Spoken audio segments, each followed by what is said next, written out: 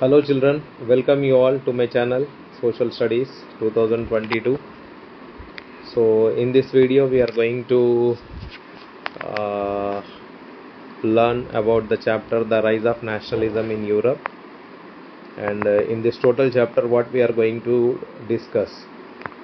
So the things what we are going to discuss is one by one the themes: the French Revolution and the idea of the nation, the making of nationalism in Europe, and in that subtopics the aristocracy and the new middle class, what did liberal nationalism stand, and a new conservatism after 1815, and the revolutionaries, and the main topic again the age of revolutions 1830 to 1848. In these subtopics we are going to discuss the romantic imagination and national feeling, hunger, hardship, popular revolts, 1848 the revolt of the liberals, and the main topic as making of the Germany and Italy, and subtopic as Germany, can army be the architect of a nation, Italy unified, the strange case of Britain, and final two topics as visualizing the nation and nationalism and imperialism. So these are the topics what we are going to discuss here in this video. Okay, so as you know that the chapter starts like this: the rise of nationalism in Europe. So as you all know that what you have studied in your 9th class, during the 19th century the rise of nationalism emerged as a force which brought about sweeping changes in the political and mental world of the Europe. So what happened here? Till 19th century there were no nation states, or there was no nationalism feeling among the people. So ప్రజలలో nationalism అనే భావన అంటే జాతీయవాదం అనే భావన లేదు ఇక్కడ దాకా, అంటే 19వ శతాబ్దం దాకా జాతీయవాదం అనే భావన లేదు ప్రజల్లో. అండ్ నేషన్ స్టేట్ అంటే ఒక కంట్రీ, ఒక నేషన్ లాంటి భావన అనేది కూడా లేదు. అప్పటి వరకు ఏమున్నాయి అంటే రాజ్యాలు, సామ్రాజ్యాలు, అంటే kingdoms were there and empires were there which were ruled by the kings and the emperors. అంటే చక్రవర్తుల ద్వారా, రాజుల ద్వారా పరిపాలించబడే రాజ్యాలు ఉన్నాయి. ఓకే, సో ఎప్పుడైతే ఈ రైజ్ ఆఫ్ నేషనలిజం అనే ఫీలింగ్ స్టార్ట్ అయిందో ఆ ఫీలింగ్ కారణంగా చాలా మార్పులు వచ్చాయి యూరప్లో. పొలిటికల్ పరంగా అంటే రాజకీయ పరంగా మార్పులు వచ్చాయి, అండ్ ప్రజల ఆలోచన విధానంలో కూడా చాలా మార్పులు అనేటివి వచ్చాయి. దేని కారణంగా? రైజ్ ఆఫ్ నేషనలిజం కారణంగా. So the end result of these changes was the emergence of the nation state in the place of multinational dynastic empires of Europe. అప్పటి వరకు మల్టీనేషనల్ డైనస్టిక్ ఎంపైర్స్ ఉన్నాయి యూరోప్లో అన్ని. Just like Habsburg empire, Austrian empire, Ottoman empire, Prussian empire, French empire, ఇలా రాజ్యాలు, సామ్రాజ్యాలుగా ఉన్నాయి అప్పటి వరకు యూరోప్లో. అండ్ ఎప్పుడైతే ఈ ఐడియాలజీ, నేషనలిజం అనే ఐడియాలజీ ఎమర్జ్ అయిందో అప్పటి నుంచి నేషన్ స్టేట్స్ అనే భావన పుట్టుకొచ్చింది జనాల్లో. అప్పటి వరకు మల్టీనేషనల్ డైనాస్టిక్ స్టేట్స్ ఉన్నాయి, దానికి బదులుగా నేషన్ స్టేట్స్ అనే ఫీలింగ్ రావడం మొదలైంది. The concept and practice of a modern state in which a centralised power exercised sovereign control over a clearly defined territory had been developing over a long period of time in Europe. అసలు modern state అంటే ఏంటిది? Modern states అప్పటి వరకు కొద్దిగా develop అవుతున్నాయి modern states. Modern state అంటే ఏంటిది అంటే centralised power. Okay, power was centralised and exercised sovereign control over clearly defined territory. ఒక పరిధిలో ఉండే ప్రజల మీద పరిపాలన యాంత్రాంగం తన పరిపాలనను నడిపించేదన్నట్టు. అంటే a centralised power from the center. రాజు ఆర్ చక్రవర్తి తన యొక్క పవర్స్ని సావరిన్ కంట్రోల్ చేసేవాడు. అంటే ఒక టెరిటరీ, ఇది నా సరిహద్దు, ఆ సరిహద్దులో ఉన్న వాళ్ళ మీద తన రాజ్యాన్ని, అంటే తన యొక్క పవర్ని ఇంప్లిమెంట్ చేసేవాడు. And it has been developing for a long period of time in Europe. అంటే చాలా రోజుల నుంచి ఈ సిస్టమ్ అనేది నడుస్తూ వస్తుంది. కానీ ఇప్పుడు నేషనలిజం అనే ఫీలింగ్ ఎమర్జ్ అయ్యాక, but a nation state was one in which the majority of its citizen and not only its rulers came to develop a sense of common identity and shared history or descent. ఇప్పుడు ఏమైపోయింది? Nation states అనేటివి, ఆ భావన అనేది వచ్చేసింది ప్రజల్లో.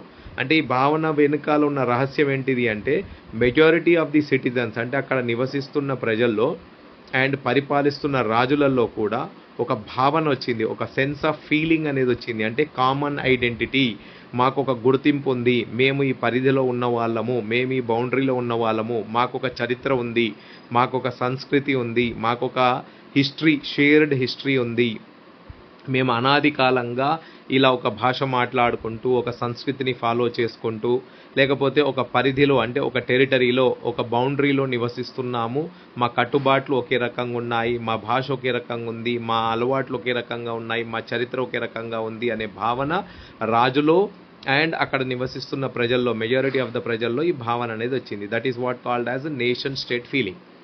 అయితే this commonness did not exist from the time memorial. అనాది కాలంగా ఈ ఫీలింగ్ రాలేదు. ఈ ఫీలింగ్ రావడానికి చాలా సమయం పట్టింది. ఎలా వచ్చింది ఈ ఫీలింగ్ అంటే it was forged through struggles. అంటే ప్రజలు స్ట్రగుల్ చేశారు. అంటే రాజుల కాలంలో రాజులు పరిపాలిస్తున్నప్పుడు వాళ్ళు పెడుతున్న కష్టాలు, ఓకేనా, వాళ్ళు పెడుతున్న అరాచకాలను అనుభవిస్తూ, అంటే అరాచకాలను భరిస్తూ, నానా కష్టాలు భరిస్తూ వాళ్ళకు ఏం చేశారు, వ్యతిరేకంగా తిరుగుబాట్లు చేశారు, ఎన్నో స్ట్రగుల్స్ చేశారు, ప్రాణాలు కోల్పోయారు, ఓకే, కుటుంబాలను కోల్పోయారు. ఇలా స్ట్రగుల్స్ చేస్తూ చేస్తూ ఈ ఫీలింగ్ అనేది వచ్చింది through the actions of leaders. కొంతమంది లీడర్స్, నాయకులు పుట్టుకొచ్చారు, ఆ నాయకులు వచ్చి ప్రజల్లో ఆ భావనను తీసుకొచ్చారు. అండ్ కామన్ పీపుల్, సాధారణ ప్రజల్లో కూడా ఈ భావన అనేది పుట్టుకొచ్చింది. అంటే ఆల్ ఇన్ ది సడన్గా నేషన్ స్టేట్ ఆర్ నేషనలిజం అనే ఫీలింగ్ మాత్రం రాలేదు. సో దీనికి తోడ్పడ్డది ఎవరు, దీన్ని హెల్ప్ చేసింది, ఈ ఫీలింగ్ రావడానికి ముఖ్యంగా హెల్ప్ చేసింది ఆర్ తోడ్పడ్డది ఎవరు అంటే the French revolution and the idea of the nation. ఫ్రాన్స్లో జరిగిన విప్లవం 1789లో, మీరందరూ 9th క్లాస్లో చదువుకున్నారు కదా, ఫ్రాన్స్లో జరిగిన 1789 విప్లవం దీనికి ముఖ్య కారణం, ఈ ఫీలింగ్ రావడానికి ముఖ్య కారణం. So the first clear expression of nationalism came with the French revolution in 1789. అంటే మొట్టమొదలు ప్రజల్లో ఈ భావన ఎప్పుడొచ్చింది అంటే 1789, 1789 ఓకే సంవత్సరంలో ఎప్పుడైతే ఫ్రెంచ్ రెవల్యూషన్ జరిగిందో ఫ్రాన్స్లో, అప్పటి నుంచి ప్రజల్లో ఈ భావన వచ్చింది. అండ్ అప్పుడు ఏం జరిగింది, France as you would remember was a full fledged territorial state in 1789 under the rule of an absolute monarch. అంటే 1789 వరకు ఫ్రాన్స్ ఎలా ఉండేది, ఫ్రాన్స్ ఒక అబ్సల్యూట్ మోనార్క్ కంట్రోల్లో ఉండేది. అంటే ఒక నియంత, ఒక చక్రవర్తి కంట్రోల్లో ఉండేది. ఇది ఫుల్ ఫ్లెడ్జ్డ్ టెరిటోరియల్ స్టేట్ అన్నట్టు, అంటే టోటల్గా ఎక్స్పాండెడ్ టెరిటోరియల్ స్టేట్. ఇంత టెరిటరీ, ఇంత సరిహద్దులో ఒక భూభాగం, ఆ భూభాగంలో ఉన్న ప్రజలు ఒక చక్రవర్తి కంట్రోల్లో, అబ్సల్యూట్ అన్నట్టు, అతనికి తిరుగులేదు, అతను చెప్పిందే వేదం అన్నట్టు, అలాంటి చక్రవర్తి కంట్రోల్లో 1789 వరకు ఉన్నారు. The political and constitutional changes that came in the Wake of French revolution. ఎప్పుడైతే ఈ విప్లవం వచ్చిందో, ఫ్రెంచ్ విప్లవం వచ్చిందో, ఆ ఫ్రెంచ్ విప్లవం రావడం కారణంగా రాజకీయ పరంగా మార్పులు వచ్చాయి అండ్ కాన్స్టిట్యూషనల్ చేంజెస్ వచ్చాయి. అంటే ఒక రాజకీయ పరంగా మార్పులతో రావడం కారణంగా ఏం జరిగింది అంటే ఒక సిస్టమాటిక్ కాన్స్టిట్యూషన్ని వాళ్ళు తయారు చేసుకొని ఆ కాన్స్టిట్యూషన్లో మార్పులు తీసుకొచ్చారు. ఆ మార్పుల కారణంగా ట్రాన్స్ఫర్ ఆఫ్ సావర్నిటీ, అంటే power to rule the people, okay, రాజు చేతిలో పరిపాలించే హక్కు ఏదైతే ఉందో దాన్ని ఇప్పుడు ఏం చేశారు అంటే from monarchy to a body of French citizens. అంటే ఒక బాడీని తయారు చేశారు, అంటే ఒక గ్రూప్ని తయారు చేశారు. మీకు అందరికీ తెలుసు, 9th క్లాస్లో చదువుకున్నారు, directory, okay, A group of people. ఆ డైరెక్టరీ చేతిలోకి పరిపాలన అనేది వెళ్ళిపోయింది, రాజు చేతిలో నుంచి ఆ డైరెక్టరీ చేతిలోకి వెళ్ళిపోయింది, ఫ్రెంచ్ సిటిజన్స్ అన్నట్టు. And the revolution proclaimed that it was the people who would henceforth constitute the nation and shape its destiny. అంటే ఇక్కడి నుంచి రాజు తన వంతుకు తాను నిర్ణయాలు తీసుకోలేడు. ఒకవేళ రాజు ఉన్న, చక్రవర్తి ఉన్న, పరిపాలించేది మాత్రం రాజ్యాంగం ప్రకారంగా పరిపాలన జరుగుతుంది. అంటే కాన్స్టిట్యూషనల్ చేంజెస్ వచ్చాయి కదా, రాజ్యాంగంలో మార్పులు తీసుకొచ్చి ఆ రాజ్యాంగంలో ఉన్న రూల్స్ అండ్ రెగ్యులేషన్స్ ప్రకారంగా పరిపాలన నడుస్తుంది అని చెప్పారు ఇక్కడ. అంటే ఇప్పటి నుంచి రాజ్యం యొక్క, ఓకేనా, డెస్టినీని డిసైడ్ చేసేది ఎవరు అంటే ప్రజలే, ఓకేనా, ప్రజల ద్వారా పరిపాలన, ప్రజల చేత పరిపాలన అన్నట్టు అర్థం. Okay, so from the very beginning ఎలా వచ్చింది ఇది మరి మార్పు అంటే from the very beginning the French revolutionaries introduced various measures. French revolutionaries ఏం చేశారు, విప్లవకారులు ఫ్రాన్స్లో చాలా మెజర్స్ని ఇంట్రడ్యూస్ చేశారు, చాలా పద్ధతులను ఇంట్రడ్యూస్ చేశారు. ఆ పద్ధతుల్లో వాళ్ళు ప్రాక్టీస్ చేసిన విధానాలు ఏంటి అంటే ఒక కలెక్టివ్ ఐడెంటిటీని తీసుకొచ్చాయి ప్రజలలో. అంటే ప్రజల మనసులో, ప్రజల భావాలలో ఒక కలెక్టివ్ ఐడెంటిటీని తీసుకురావడం జరిగింది. ఏంటిది ఆ కలెక్టివ్ ఐడెంటిటీ అంటే మేమందరం ఒకటి, మేము ఒక భాష మాట్లాడే వాళ్ళము, ఒక ప్రాంతానికి చెందిన వాళ్ళము అనే భావనను తీసుకొచ్చే ప్రయత్నం చేశారు. దీని కొరకు వాళ్ళు ఏమేం చేశారు? The idea of la patrie. La patrie అంటే ఏంటిది? జస్ట్ లైక్ ఇప్పుడు మనము మాతృభూమి అంటాం కదా, ఓకే, మదర్ ల్యాండ్ అంటాం. వాళ్ళు ఏమన్నారు? ఫ్రాన్స్ని ఫాదర్ ల్యాండ్ అని పిలిచారు. అండ్ లే సిటోయన్ అంటే సిటిజన్. ప్రతి ఒక్కరూ ఆ మాతృభూమి మనం ఏదైతే అంటామో అలా వాళ్ళు పితృభూమి, వాళ్ళ ఆ ఫ్రాన్స్కి చెందిన సిటిజన్ అంటే ఆ ఫ్రాన్స్కి చెందిన పౌరుడుగా భావించారు. And emphasise the notion of a united community. అంటే దేనికి ప్రాధాన్యత ఇచ్చారు? అందరూ ఒకటే, అందరూ ఒకటే, ఎవరు పెద్ద కాదు, ఎవరు చిన్న కాదు, ఎవరు ఎక్కువ హక్కులతో జీవించలేరు, ఇక్కడ ఎవరికి తక్కువ హక్కులు లేవు, అంటే అందరూ సమానమే, with enjoying equal rights under A constitution. రాజ్యాంగం ప్రకారంగా అందరికీ సమాన హక్కులు ఉంటాయి. అండ్ దీని కొరకు ఇంకోటి ఏం చేశారు వాళ్ళు? A new French flag the tricolour was chosen to replace the former royal standard. ఇంతకుముందు రాజు తన ఓన్గా పతాకాన్ని అంటే ఓన్గా తన జెండాని పెట్టుకునేవాడు అన్నట్టు, ఓకేనా. సో ఆ రాయల్ స్టాండర్డ్ ఫ్లాగ్ని రిప్లేస్ చేసేసి ఒక కొత్త జాతీయ పతాకాన్ని తయారు చేశారు. ఆ జాతీయ పతాకం ఎలా ఉండేది? ట్రై కలర్, 3 రంగుల జెండాను తయారు చేసుకున్నారు. And the estates general was elected by the body of active citizens and renamed the national assembly. ఒక బాడీని ఎలక్ట్ చేశారు, ఎస్టేట్స్ జనరల్, దాన్ని ఎలక్ట్ చేసి ఆ బాడీని ఎవరిని పెట్టారు? యాక్టివ్ సిటిజన్స్ అంటే చురుగ్గా ఉండేవాళ్ళు, దేశం కొరకు పోరాటం చేయడం, దేశం కొరకు దేనికైనా సిద్ధమయ్యే వాళ్ళు యాక్టివ్ సిటిజన్స్. దేశమే ముందు, ఓకేనా. దేశానికి ప్రాణత్యాగాలు చేసేవాళ్ళు, దేశ సేవ చేసేవాళ్ళు ఎవరైతే యాక్టివ్ సిటిజన్స్ ఉంటారో వాళ్ళను పెట్టేసి ఆ గ్రూప్కి నేమ్ ఏం పెట్టారు? పేరేం పెట్టారు? నేషనల్ అసెంబ్లీ అని పెట్టారు. And new hymns were composed. కొత్తగా శ్లోకాలు రాసుకున్నారు, వాళ్ళ దేశం పట్ల శ్లోకాలను రాసుకున్నారు. ఓత్స్ టేకెన్, ప్రమాణాలు చేశారు, ఓకే. అండ్ మార్టిర్స్ కమెమొరేటెడ్, అమరవీరులను స్మరించుకున్నారు.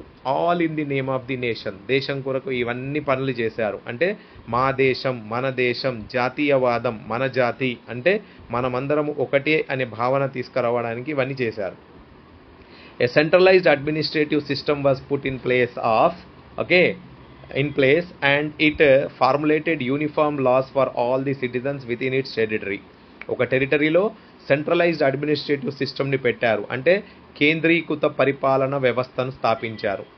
అంటే పరిపాలన అనేది ఎక్కడి నుంచి నడుస్తుంది? సెంట్రల్, ఓకేనా. సెంటర్ నుంచి పరిపాలన నడుస్తుంది. ఆ కేంద్రీకృత పరిపాలన వ్యవస్థను స్థాపించి ఫార్ములేటెడ్ యూనిఫామ్ లాస్ అంటే ఏకరీతి చట్టాలు అంటే అందరికీ ఒకే రకమైన చట్టాలను స్థాపించారు, okay. Internal custom duties and dues were abolished. అంటే ఒక్కొక్క ప్రాంతానికి ఒక్కొక్క రకమైన కస్టమ్ డ్యూటీస్ ఉండేటివి. ట్యాక్స్ కట్టేవాళ్ళు, వీళ్ళు పన్నులు కట్టేవాళ్ళు. ఒక ప్రాంతం నుంచి ఇంకో ప్రాంతానికి వెళ్ళినప్పుడు అక్కడ నుంచి ఏదైనా వస్తువులు కొనుగోలు అమ్మకాలు చేసినప్పుడు దానికి శుంకాలు కట్టేవారు. శుంకం అంటే ట్యాక్సెస్ కట్టేవాళ్ళు, కస్టమ్ డ్యూటీ అంటాం. ఆ కస్టమ్ డ్యూటీస్ని రద్దు చేసేశారు. డ్యూస్ ఏవైతే అప్పులు ఉన్నాయో అవి రద్దు చేసేశారు. And uniform system of weights and measures was adopted. Weights and measures అంటే తూగాలు, వెయిట్స్ అంటాం కదా మనము, బరువు చేయడానికి వెయిట్స్ అండ్ మెజర్మెంట్స్ అంటే కొలతలు, ఓకే. Uniform system. ఇంతకుముందు ఎలా ఉండేనంటే ఫ్రాన్స్ మొత్తంలో ఒక్కొక్క ప్రాంతంలో ఒక్కొక్క రకమైన వెయిట్స్ని ఫాలో చేసేవాళ్ళు, ఒక్కొక్క రకమైన మెజర్మెంట్స్ అంటే కొలతలను ఫాలో చేసేవాళ్ళు. ఇప్పుడు ఎగ్జాంపుల్ మన దేశం మొత్తంలో 1 kg అంటే వెయిట్ మొత్తం ఒకే రకంగా ఉంటుంది, 1 మీటర్ అంటే ఒకే రకంగా ఉంటుంది. అలా కాకుండా ఫ్రాన్స్లో అప్పుడు ఎలా ఉండేనంటే ఒక్కొక్క ప్రాంతంలో 1 లీటర్ అంటే ఇంత, 1 మీటర్ అంటే ఇంత, 1 కిలోగ్రామ్ అంటే ఇంత అనేలాగా ఉండే. సో అలా కాకుండా భిన్నంగా వెయిట్స్ అండ్ మెజర్మెంట్స్ కాకుండా యూనిఫామ్ మెజర్మెంట్స్ అండ్ వెయిట్స్ని అడాప్ట్ చేశారు. And regional dialects were discouraged. అంటే ప్రాంతీయ పరంగా ఒక్కొక్కరు ఒక్కొక్క భాష మాట్లాడేవాళ్ళు, అంటే రీజనల్ డైలెక్ట్స్ ఉండేటివి. ఆ డైలెక్ట్స్ అన్నింటినీ డిస్కరేజ్ చేసేసి ఫ్రెంచ్ భాష ఏదైతే ఎక్కువ మంది మాట్లాడతారో, అంటే చాలామంది మాట్లాడేవాళ్ళు ఫ్రెంచ్ భాషనే కాబట్టి ఫ్రెంచ్ భాషను ఏం చేశారు? దాన్ని కామన్ లాంగ్వేజ్ చేసేశారు. అందరూ అదే భాషను మాట్లాడాలి, అది కామన్ లాంగ్వేజ్ అని చేసేశారు. ఎందుకంటే ఆ భాష ప్యారిస్లో కూడా మాట్లాడడం, దాన్ని రాయడం, ఏదన్నా ఆఫీషియల్ పనులలో ఫ్రెంచ్ భాషలనే రాయడం జరిగేది కాబట్టి దాన్ని ఏం చేశారు, కామన్ లాంగ్వేజ్గా డిసైడ్ చేసేశారు. దెన్ ఇప్పుడు ఇది ఏదైతే జరిగిందో దీని వెనకాల ఉన్న ఆబ్జెక్టివ్ ఏంటిది, ఎందుకు చేశారు ఇది అంటే, ద రెవల్యూషనరీస్ ఎవరైతే ఈ విప్లవాన్ని తీసుకొచ్చారో, ఎవరైతే ఈ మార్పులను తీసుకొచ్చారో వాళ్ళ ఆబ్జెక్టివ్ ఏంటిది అంటే, they declared that it was the mission and the destiny of the French nation to liberate the people of the Europe from despotism. ఓకేనా, అంటే వీళ్ళు ఏమంటున్నారు అంటే, మేము ఏదైతే మార్పు తీసుకొచ్చే ప్రయత్నం చేశామో ఆ మార్పు కారణంగా ఏదైతే విప్లవం వచ్చిందో ఫ్రాన్స్లో, ఆ విప్లవకారులు ఏమంటున్నారు అంటే, నౌ ఇది మా మిషన్, అంటే ఇది ఇప్పుడు మేము ఏమంటున్నారు, కంకణం కట్టుకున్నాం మేము అన్నట్టుగా, మేము ఒక మిషన్గా తీసుకుంటున్నాం దీన్ని, అండ్ దీన్ని మా డెస్టినీగా, మా తలరాతగా అనుకుంటున్నాం. ఏంటిది అంటే, రాబోయే రోజుల్లో ఫ్రెంచ్ నేషన్ ఏం చేస్తుంది అంటే, యూరోప్లో ఉన్న అన్ని వర్గాలకు చెందిన వాళ్ళు, అన్ని ప్రాంతాలకు చెందిన ప్రజల యొక్క కష్టాలను తీర్చడానికి, అంటే నిరంకుశత్వం అనే పరిపాలన నడుస్తుంది కదా అన్ని చోట్లల్లా. అంటే చెప్పాను కదా, యూరోప్ మొత్తం ఎలా ఉంది, ఇప్పుడున్నట్లుగా లేదు. కంట్రీస్ లాగా Germany, Italy, okay, France, Spain, Hungary ఇలా లేదు. కింగ్డమ్స్ ఉన్నాయి. ఆ కింగ్డమ్స్ ఎవరి ద్వారా పరిపాలించబడుతున్నాయి, చక్రవర్తుల ద్వారా పరిపాలించబడుతున్నాయి. అండ్ ఆ చక్రవర్తులు ఎలా అంటే నిరంకుశ పరిపాలకులు అన్నట్టు, వాళ్ళకు వ్యతిరేకంగా ఎవరు వెళ్ళకూడదు, వాళ్ళకు ఎవరు అడ్డు రాకూడదు, వాళ్ళు చెప్పిందే వేదం అన్నట్టు. అయితే ఆ డెస్పోటిక్ రూలర్స్ యొక్క కష్టాల నుంచి వేడిపిస్తాము, ఇది మేము మిషన్గా తీసుకుంటున్నాము, మా యొక్క డెస్టినీగా మేము దీన్ని తీసుకుంటున్నాము. అంటే in other words, to help other peoples of Europe to become nations.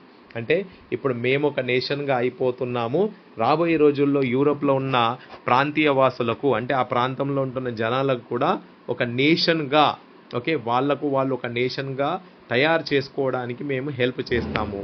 That is their objective. అండ్ ఎప్పుడైతే ఇది జరుగుతుందో ఫ్రాన్స్లో, ఈ వార్త అనేది ఫ్రాన్స్ చుట్టూ ఉన్న ప్రాంతాలకు చేరింది. When the news of events in France reached the different cities of Europe, students and other members of educated middle class began setting up Jacobin clubs. ఎప్పుడైతే ఈ వార్త ఫ్రాన్స్లో జరిగిన మార్పుల గురించి పక్క ప్రాంతాలకు, పక్క రాజ్యాలకు, పక్క సామ్రాజ్యాలకు చేరిందో, అక్కడ ఉన్న స్టూడెంట్స్, అంటే చదువుకునే విద్యార్థులు కానివ్వండి, ఎడ్యుకేటెడ్ మిడిల్ క్లాస్ చదువుకున్న విద్యావేత్తలు కానివ్వండి, మధ్యతరగతి కుటుంబీకులు కానివ్వండి, వాళ్ళు ఏం చేశారు, సీక్రెట్గా కొన్ని సొసైటీస్ని ఫామ్ చేయడం మొదలుపెట్టారు. జాకోబిన్ క్లబ్, మీరందరు 9th క్లాస్లో చదువుకున్నారు. జాకోబిన్ క్లబ్ అంటే ఏంటిది, సీక్రెట్ సొసైటీస్ని స్థాపించారు. ఈ సీక్రెట్ సొసైటీస్ ద్వారా ఓకే విప్లవాన్ని తీసుకొచ్చే ప్రయత్నం చేశారన్నట్టు. And their activities and campaigns prepared the way for the French armies which moved into Holland, Belgium, Switzerland and much of the Italy in 1790s. 1789లో విప్లవం జరిగింది ఫ్రాన్స్లో మార్పులు వచ్చాయి. ఆ మార్పుల కారణంగా ఫ్రెంచ్ వాసులు, ఫ్రెంచ్ సైన్యం ఏం చేసింది అంటే, మేము పక్కకున్న ప్రాంతాల్లో కూడా ఈ మార్పును తీసుకొస్తామని డిసైడ్ చేసుకున్నారు. ఈ డిసైడ్ చేసుకోవడంతో పాటు పక్కకున్న ప్రాంతాల్లో ఉన్న, అంటే పక్కకున్న రాజ్యాల్లో కూడా ఈ వార్త వాళ్ళకు చేరింది. వాళ్ళు ఏం చేశారు, ఈ ఫ్రెంచ్ ఆర్మీస్ని ఇన్వైట్ చేశారు. ఫ్రెంచ్ ఆర్మీస్ని హార్బింగర్స్ లాగా భావించారు. అంటే మా దగ్గరకు వచ్చి మా కష్టాలు తీర్చే వాళ్ళుగా వాళ్ళను చూశారన్నట్టు. ఓకేనా, ఎక్కడెక్కడ జరిగింది ఫ్రెంచ్ ఆర్మీ, ఎక్కడెక్కడికి వెళ్ళింది, హోలాండ్లోకి వెళ్ళింది, బెల్జియంలోకి వెళ్ళింది, స్విట్జర్లాండ్లోకి వెళ్ళింది. బై 1790s అక్కడికి వెళ్ళి అక్కడున్న నిరంకుశ పరిపాలనను అంతం చేసి అక్కడ కూడా ఈ పాలసీస్ని ఇంప్లిమెంట్ చేశారు. ఏంటి, ఏదైతే నేషన్ స్టేట్ అనే ఫీలింగ్స్ ఉన్నాయో, నేషనలిజం అనే ఫీలింగ్ ఏదైతే ఉందో దాన్ని అక్కడ స్థాపించడం మొదలుపెట్టారు. With the outbreak of revolutionary wars, the French armies began to carry the idea of nationalism abroad. ఈ విధంగా ఎప్పుడైతే రెవల్యూషనరీ వార్స్ స్టార్ట్ అయ్యాయి, జాకోబిన్ క్లబ్స్ ఎస్టాబ్లిష్ చేశారు, ఫ్రెంచ్ ఆర్మీస్ని ఇన్వైట్ చేశారు. ఫ్రెంచ్ ఆర్మీస్ పక్కకున్న రాష్ట్రాల మీద, పక్కకున్న రాజ్యాల మీద, పక్కకున్న సామ్రాజ్యాల మీద దాడి చేయడం మొదలుపెట్టిందో, అప్పుడు French armies they began to carry the idea of nationalism abroad. ఈ విధంగా ఫ్రెంచ్ సైన్యం ఈ ఐడియా ఆఫ్ నేషనలిజం, అంటే జాతీయవాదం అనే ఐడియాని ఫ్రాన్స్ నుంచే కాకుండా పక్కకున్న రాజ్యాలలో కూడా తీసుకెళ్లి స్థాపించడం మొదలుపెట్టారు. Okay, and the territory that came under his control. అయితే అప్పట్లో ఫ్రెంచ్ ఆర్మీని లీడ్ చేస్తున్న వాడెవడు, నపోలియన్. ఓకే, సో నపోలియన్ మీకు అందరికీ తెలుసు కదా, డైరెక్టరీ 1789లో డైరెక్టరీ స్థాపించబడ్డది. ఆ డైరెక్టరీలో ఒక మెంబర్ నపోలియన్.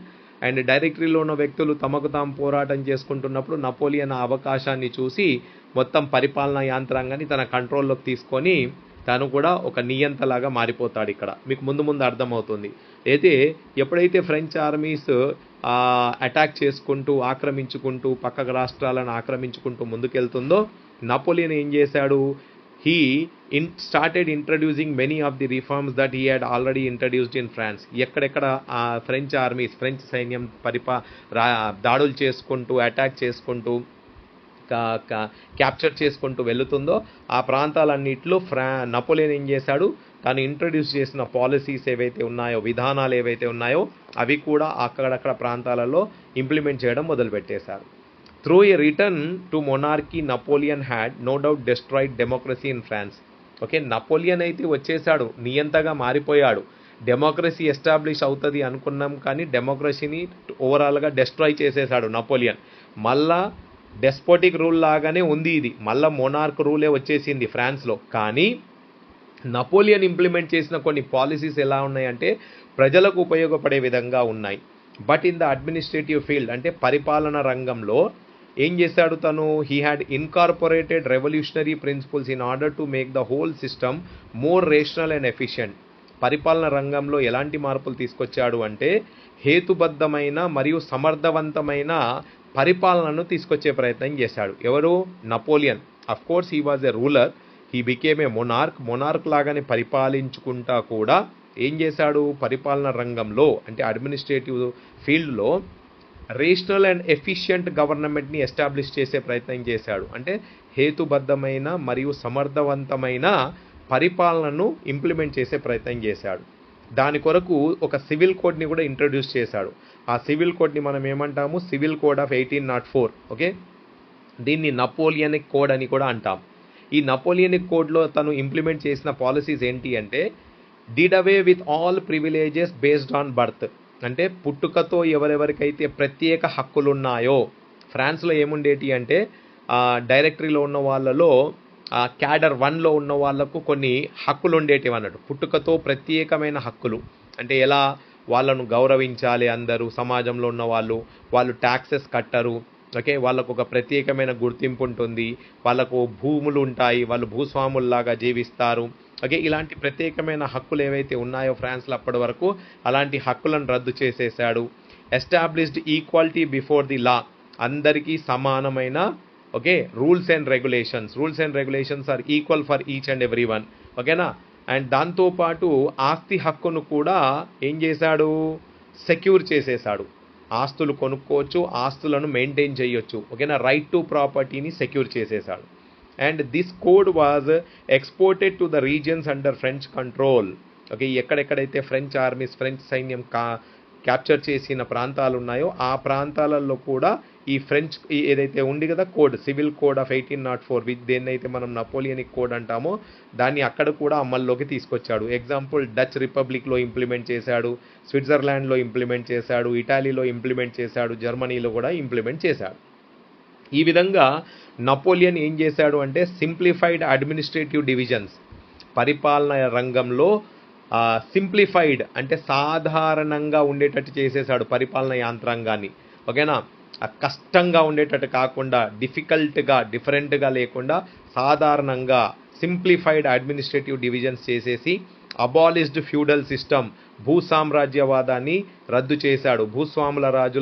భూస్వాముల చేతిలో పరిపాలన ఉన్నదాన్ని సిస్టమ్ని రద్దు చేశాడు.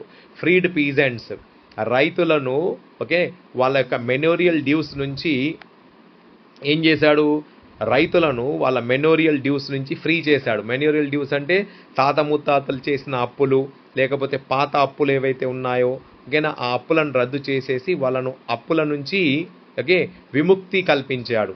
అండ్ ఫ్రీడమ్ ఫ్రమ్ సర్ఫ్డమ్ అంటే బానిసతత్వాన్ని దూరం చేసేసాడు. And in the towns two అంటే పట్టణాలలో కూడా గిల్డ్ రెస్ట్రిక్షన్స్ని తీసేశాడు. అంటే కొన్ని ఖచ్చితమైన రెస్ట్రిక్షన్స్ ఉండేటివి అన్నట్టు, కొనుగోలు ఇలా చేయాలి, అమ్మకాలు ఇలా చేయాలి. ఓకేనా, అమ్మకాలు చేసేటప్పుడు ఇలా ట్యాక్సెస్ కట్టాలి. ఓకేనా, ఈ రెస్ట్రిక్షన్స్ని తీసేసి ట్రాన్స్పోర్ట్ అండ్ కమ్యూనికేషన్ సిస్టమ్ని ఇంప్రూవ్ చేశాడు. ఓకేనా, ట్రాన్స్పోర్ట్ సిస్టమ్ని డెవలప్ చేశాడు, కమ్యూనికేషన్ సిస్టమ్ని డెవలప్ చేశాడు. దాంతోపాటు peasants, artisans, workers and new businessmen and small scale producers of goods began to realize that uniform laws, standardized weights, okay, and measures, and a common national currency would facilitate the movement and exchange of goods and capital from one region to another. ఇలా ఇవన్నీ implement చేయడం వలన peasants అంటే ఎవరు? రైతులు కానివ్వండి, ఓకేనా, కూలీనాలి పని చేసుకునే వాళ్ళు కానివ్వండి, పంట పొలాల్లో పనిచేసే వాళ్ళు కానివ్వండి, ఆర్టిజన్స్ కళాకారులు, వర్కర్స్ కూలీ పని వాళ్ళు కానివ్వండి, న్యూ బిజినెస్ మెన్ వ్యాపారం చేసుకునే వాళ్ళు, small scale producers of goods అంటే చిన్న పరిశ్రమలు ఉంటాయి కదా, కుటీర పరిశ్రమలు ఉన్నవాళ్ళు, ఓకేనా, వాళ్ళందరూ ఎలాంటి భావన తెచ్చుకున్నారు అంటే ఎప్పుడైతే ఈ యూనిఫామ్ లాస్ వచ్చాయో, ఓకేనా, అందరికీ సమానమైన రూల్స్ అండ్ రెగ్యులేషన్స్ వచ్చాయో, స్టాండర్డైజ్డ్ వెయిట్స్ అంటేనా ఒకే రకమైన వెయిట్స్ని తీసుకొచ్చాడు, ప్రామాణిక బరువులు అంటాము, ఓకేనా, మెజర్స్ కొలతలు, ఓకేనా, ప్రామాణిక కొలతలు, ప్రామాణిక బరువులను తీసుకొచ్చాడు, అండ్ కామన్ నేషనల్ కరెన్సీ. అప్పటిదాకా ఒక్కొక్క ప్రాంతానికి ఒక్కొక్క రకమైన కరెన్సీ ఉండేది. అయితే ఇతను ఏం చేశాడు? ఒకే రకమైన జాతీయ కరెన్సీని ఇంప్లిమెంట్ చేశాడు. అండ్ ఇలా చేయడం వలన వీళ్ళందరూ ఏం భావించారు అంటే ఇప్పుడు రాబోయే రోజుల్లో movement and exchange of goods and capital, లావాదేవీలు, ఓకేనా, సునాయాసంగా, ఈజీగా, సింపుల్గా జరుగుతాయి. ఇలా జరగడం వలన మేము లాభం పొందుతాము అనే భావనతో ఉన్నారు వీళ్ళు, ఓకేనా. Then however in the areas conquered అంటే ఎనీహౌ ఇప్పటిదాకా అందరూ దీన్ని మంచిగా భావిస్తున్నారు, మంచి జరుగుతుంది, మంచి జరగబోతుంది అని భావిస్తున్నారు. కానీ ఇక్కడ ఒక తిరకాసు ఉంది. ఏంటిది? ఎక్కడెక్కడైతే ఫ్రెంచ్ సైన్యం ఆక్రమించుకుంటూ వెళ్ళిందో, ఎక్కడెక్కడైతే నపోలియన్ తన పాలసీస్ని ఇంప్లిమెంట్ చేసుకుంటూ వెళ్ళాడో, the reactions of the local population to the French rule were mixed. ఎక్కడెక్కడైతే ఇంప్లిమెంట్ చేశాడో, ఎక్కడెక్కడైతే తీసుకెళ్ళి ఆ పాలసీస్ని అమలు చేశాడో అక్కడున్న ప్రజల్లో మిక్స్డ్ ఫీలింగ్స్ ఉన్నాయి. అంటే కొందరికి నచ్చింది, కొందరికి నచ్చలేదు. ఎందుకు నచ్చలేదు అంటే ఇనీషియల్లీ స్టార్టింగ్లోనైతే అందరు ఏమనుకున్నారు, in many places like Holland, స్విట్జర్లాండ్లో, as well as in certain cities like Brussels, Mainz, Milan and Warsaw, the French armies were welcomed as harbingers of liberty. అంటే మాకు స్వేచ్ఛ తీసుకొచ్చే హార్బింగర్స్ అంటే మాకు స్వేచ్ఛను కల్పించడానికి వస్తున్న నాయకులుగా భావించారు, ఓకేనా. స్టార్టింగ్లో వీళ్ళను దేవుడులాగా భావించారు, నపోలియన్ ఒక దేవుళ్లాగా భావించారు, ఓకేనా. మాకు స్వేచ్ఛ కల్పించడానికి వస్తున్నాడు, ఓకే, మా గాడ్ ఫాదర్ లాగా భావించారు ఇక్కడ. కానీ బట్ ద ఇనిషియల్ ఎంథూసియాజం అంటే స్టార్టింగ్లో ఉన్నంత ఎంథూసియాజం తర్వాత మెల్లమెల్లంగా హాస్టిలిటీకి మారిపోయింది, అంటే శత్రుత్వం వైపుకి మారిపోయింది. ఎలా ఎందుకు మారింది? It became clear that new administrative arrangements did not go hand in hand with political freedom. ప్రజలు ఏదైతే భావించారో మాకు స్వేచ్ఛ వస్తుంది, రాజకీయ పరంగా స్వేచ్ఛ వస్తుంది, సామాజిక పరంగా స్వేచ్ఛ వస్తుంది, అలాగే పరిపాలన యాంత్రాంగంలో స్వేచ్ఛ వస్తుంది అని భావించారో ఆ స్వేచ్ఛ అనేది వాళ్లకు రాలేదు. ఆ స్వేచ్ఛ అనేది కల్పించడంలో ఫెయిల్ అయిపోయాడు నపోలియన్ బోనాపార్ట్. ఇక్కడ ఏం జరిగింది? ఇక్కడ ఇంక్రీజ్డ్ టాక్సేషన్. ప్రజలు ఏమనుకున్నారు? స్వేచ్ఛ వస్తుంది, మా జీవితాలు మారుతాయి, మా కలలు తీరుతాయి అని అనుకున్నారు. కానీ ఇండైరెక్ట్గా ఏం జరిగిపోయింది అంటే వీళ్ళ మీద ట్యాక్స్ భారం పెరిగిపోయింది. సెన్సార్షిప్ అంటే కొన్ని కట్టుబాట్లను విధించడం జరిగింది. న్యూస్ పేపర్లో ఇలానే రాయాలి, నపోలియన్కి వ్యతిరేకంగా రాయకూడదు, రాజు చేస్తున్న పనులను మెచ్చుకుంటూ రాయాలి, వ్యతిరేక పనులు ఎవరు చేయకూడదు అనే దాని మీద సెన్సార్షిప్ పెట్టాడు. Forced conscription into the French armies, బలవంతంగా పౌరులను సైన్యంలోకి భర్తీ చేయడం, వాళ్ళకి ఇష్టం ఉన్నా ఇష్టం లేకున్నా, ఓకేనా. All seemed to outweigh the advantages of the administrative changes. ఏదైతే మార్పులు జరుగుతాయని ప్రజలు అనుకున్నారో ఈ మార్పులు జరగడమే కాకుండా దానికి వ్యతిరేకంగా జరిగిపోయింది ఇక్కడ. Okay so the next topic from this chapter is making of nationalism in Europe. So జాతీయవాదం అనే విషయాన్ని యూరప్ మొత్తంలో ఎలా తీసుకెళ్ళగలిగారు, అది ఈజీగా సాధ్యమైందా? So was it easy to make nationalism a feel among the people of Europe, in the total Europe? Was it easy or was it difficult? So ఆ విషయాన్ని మనం ఇక్కడ చూద్దాము. అంత ఈజీగా సులభంగా జరిగిందా లేదా కొంచెం ఏమన్నా ఇబ్బందులు అయ్యాయా అనేది గమనిద్దాం మనం ఇక్కడ. So if you look at the map of mid 18th century Europe, you will find that there were no nation states as we know them today.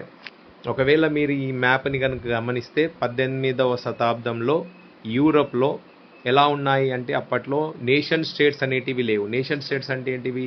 ఎలాగైతే what we know today Germany, Italy and Switzerland, అంటే ఇప్పుడు మనం ఏవైతే Germany చూస్తున్నాము మ్యాప్లో, Italy చూస్తున్నాము మ్యాప్లో, ఈ రోజుల్లో స్విట్జర్లాండ్ అనే కంట్రీ చూస్తున్నాము. ఇలాంటి కంట్రీస్ అప్పట్లో లేవు. అప్పట్లో ఏమున్నాయి? ఓన్లీ కింగ్డమ్స్, డచీస్, క్యాంటోన్స్, ఓకే, రాజుల ద్వారా పరిపాలించబడే ప్రాంతాలు ఉన్నాయి అప్పట్లో. ఓకే, సో అప్పట్లో కింగ్డమ్స్ అనేటివే ఉన్నాయి. So eastern and central Europe ముఖ్యంగా గమనించినట్లయితే, so eastern side of Europe మీరు గమనించినట్టు చూస్తే అక్కడున్న ఆటోక్రటిక్ మోనార్కీస్ ఉన్నాయి, అంటే నిరంకుశ పరిపాలన చేసే రాజులు. ఓకేనా, నిరంకుశ రాజులు పరిపాలిస్తున్నారు ఇక్కడ. సో వాళ్ళకి ఎవరు ఎదురు చెప్పేవాళ్ళు లేరు, ఎవరు ఎదురు చెప్పకూడదు, ఎవరు ఏది వాళ్ళకు వ్యతిరేకంగా చెప్పకూడదు, అలాంటి పరిపాలన నడుస్తుంది ముఖ్యంగా. విచ్ లీవ్డ్ డైవర్స్డ్ పీపుల్, అంటే ఇక్కడ ఉన్న వాళ్ళందరూ, అంటే ఈ ప్రాంతంలో ఉన్న వాళ్ళందరూ డైవర్స్ పీపుల్గా ఉన్నారు. అంటే భిన్న భిన్న ప్రాంతాలకు భిన్న భిన్న భాషలు మాట్లాడేవాళ్ళు, భిన్న భిన్న జీవన శైలిని అమలు పరుచుకునే వాళ్ళు, అండ్ భిన్న భిన్న సంస్కృతులు, భిన్న భిన్న కట్టుబాట్లు, అలవాట్లు పాటించే వాళ్ళు ఉన్నారన్నమాట ఇక్కడ. Okay, so they did not see themselves as sharing a collective identity. అంటే వీళ్ళలో ఒక కామన్ కల్చర్ లేదు, కలెక్టివ్ ఐడెంటిటీ లేదు, భిన్న భిన్నంగా ఉన్నారు. అంటే భిన్నంగా అంటే డిఫరెంట్ కల్చర్స్కి చెందిన వాళ్ళు, డిఫరెంట్ లాంగ్వేజెస్ మాట్లాడే వాళ్ళు, డిఫరెంట్ ఏమంటారు కట్టుబాట్లు పాటించే వాళ్ళు ఉన్నారు. Often they even spoke different languages and belong to different ethnic groups. Different గ్రూప్స్కి చెందిన వాళ్ళు ఉన్నారు. అండ్ ముఖ్యంగా ఇక్కడ మీరు గమనించినట్లయితే ఆస్ట్రియన్ ఎంపైర్ అని కనబడుతుంది మ్యాప్లో. The Habsburg empire that ruled over Austria Hungary for example was a patchwork of many different regions and peoples.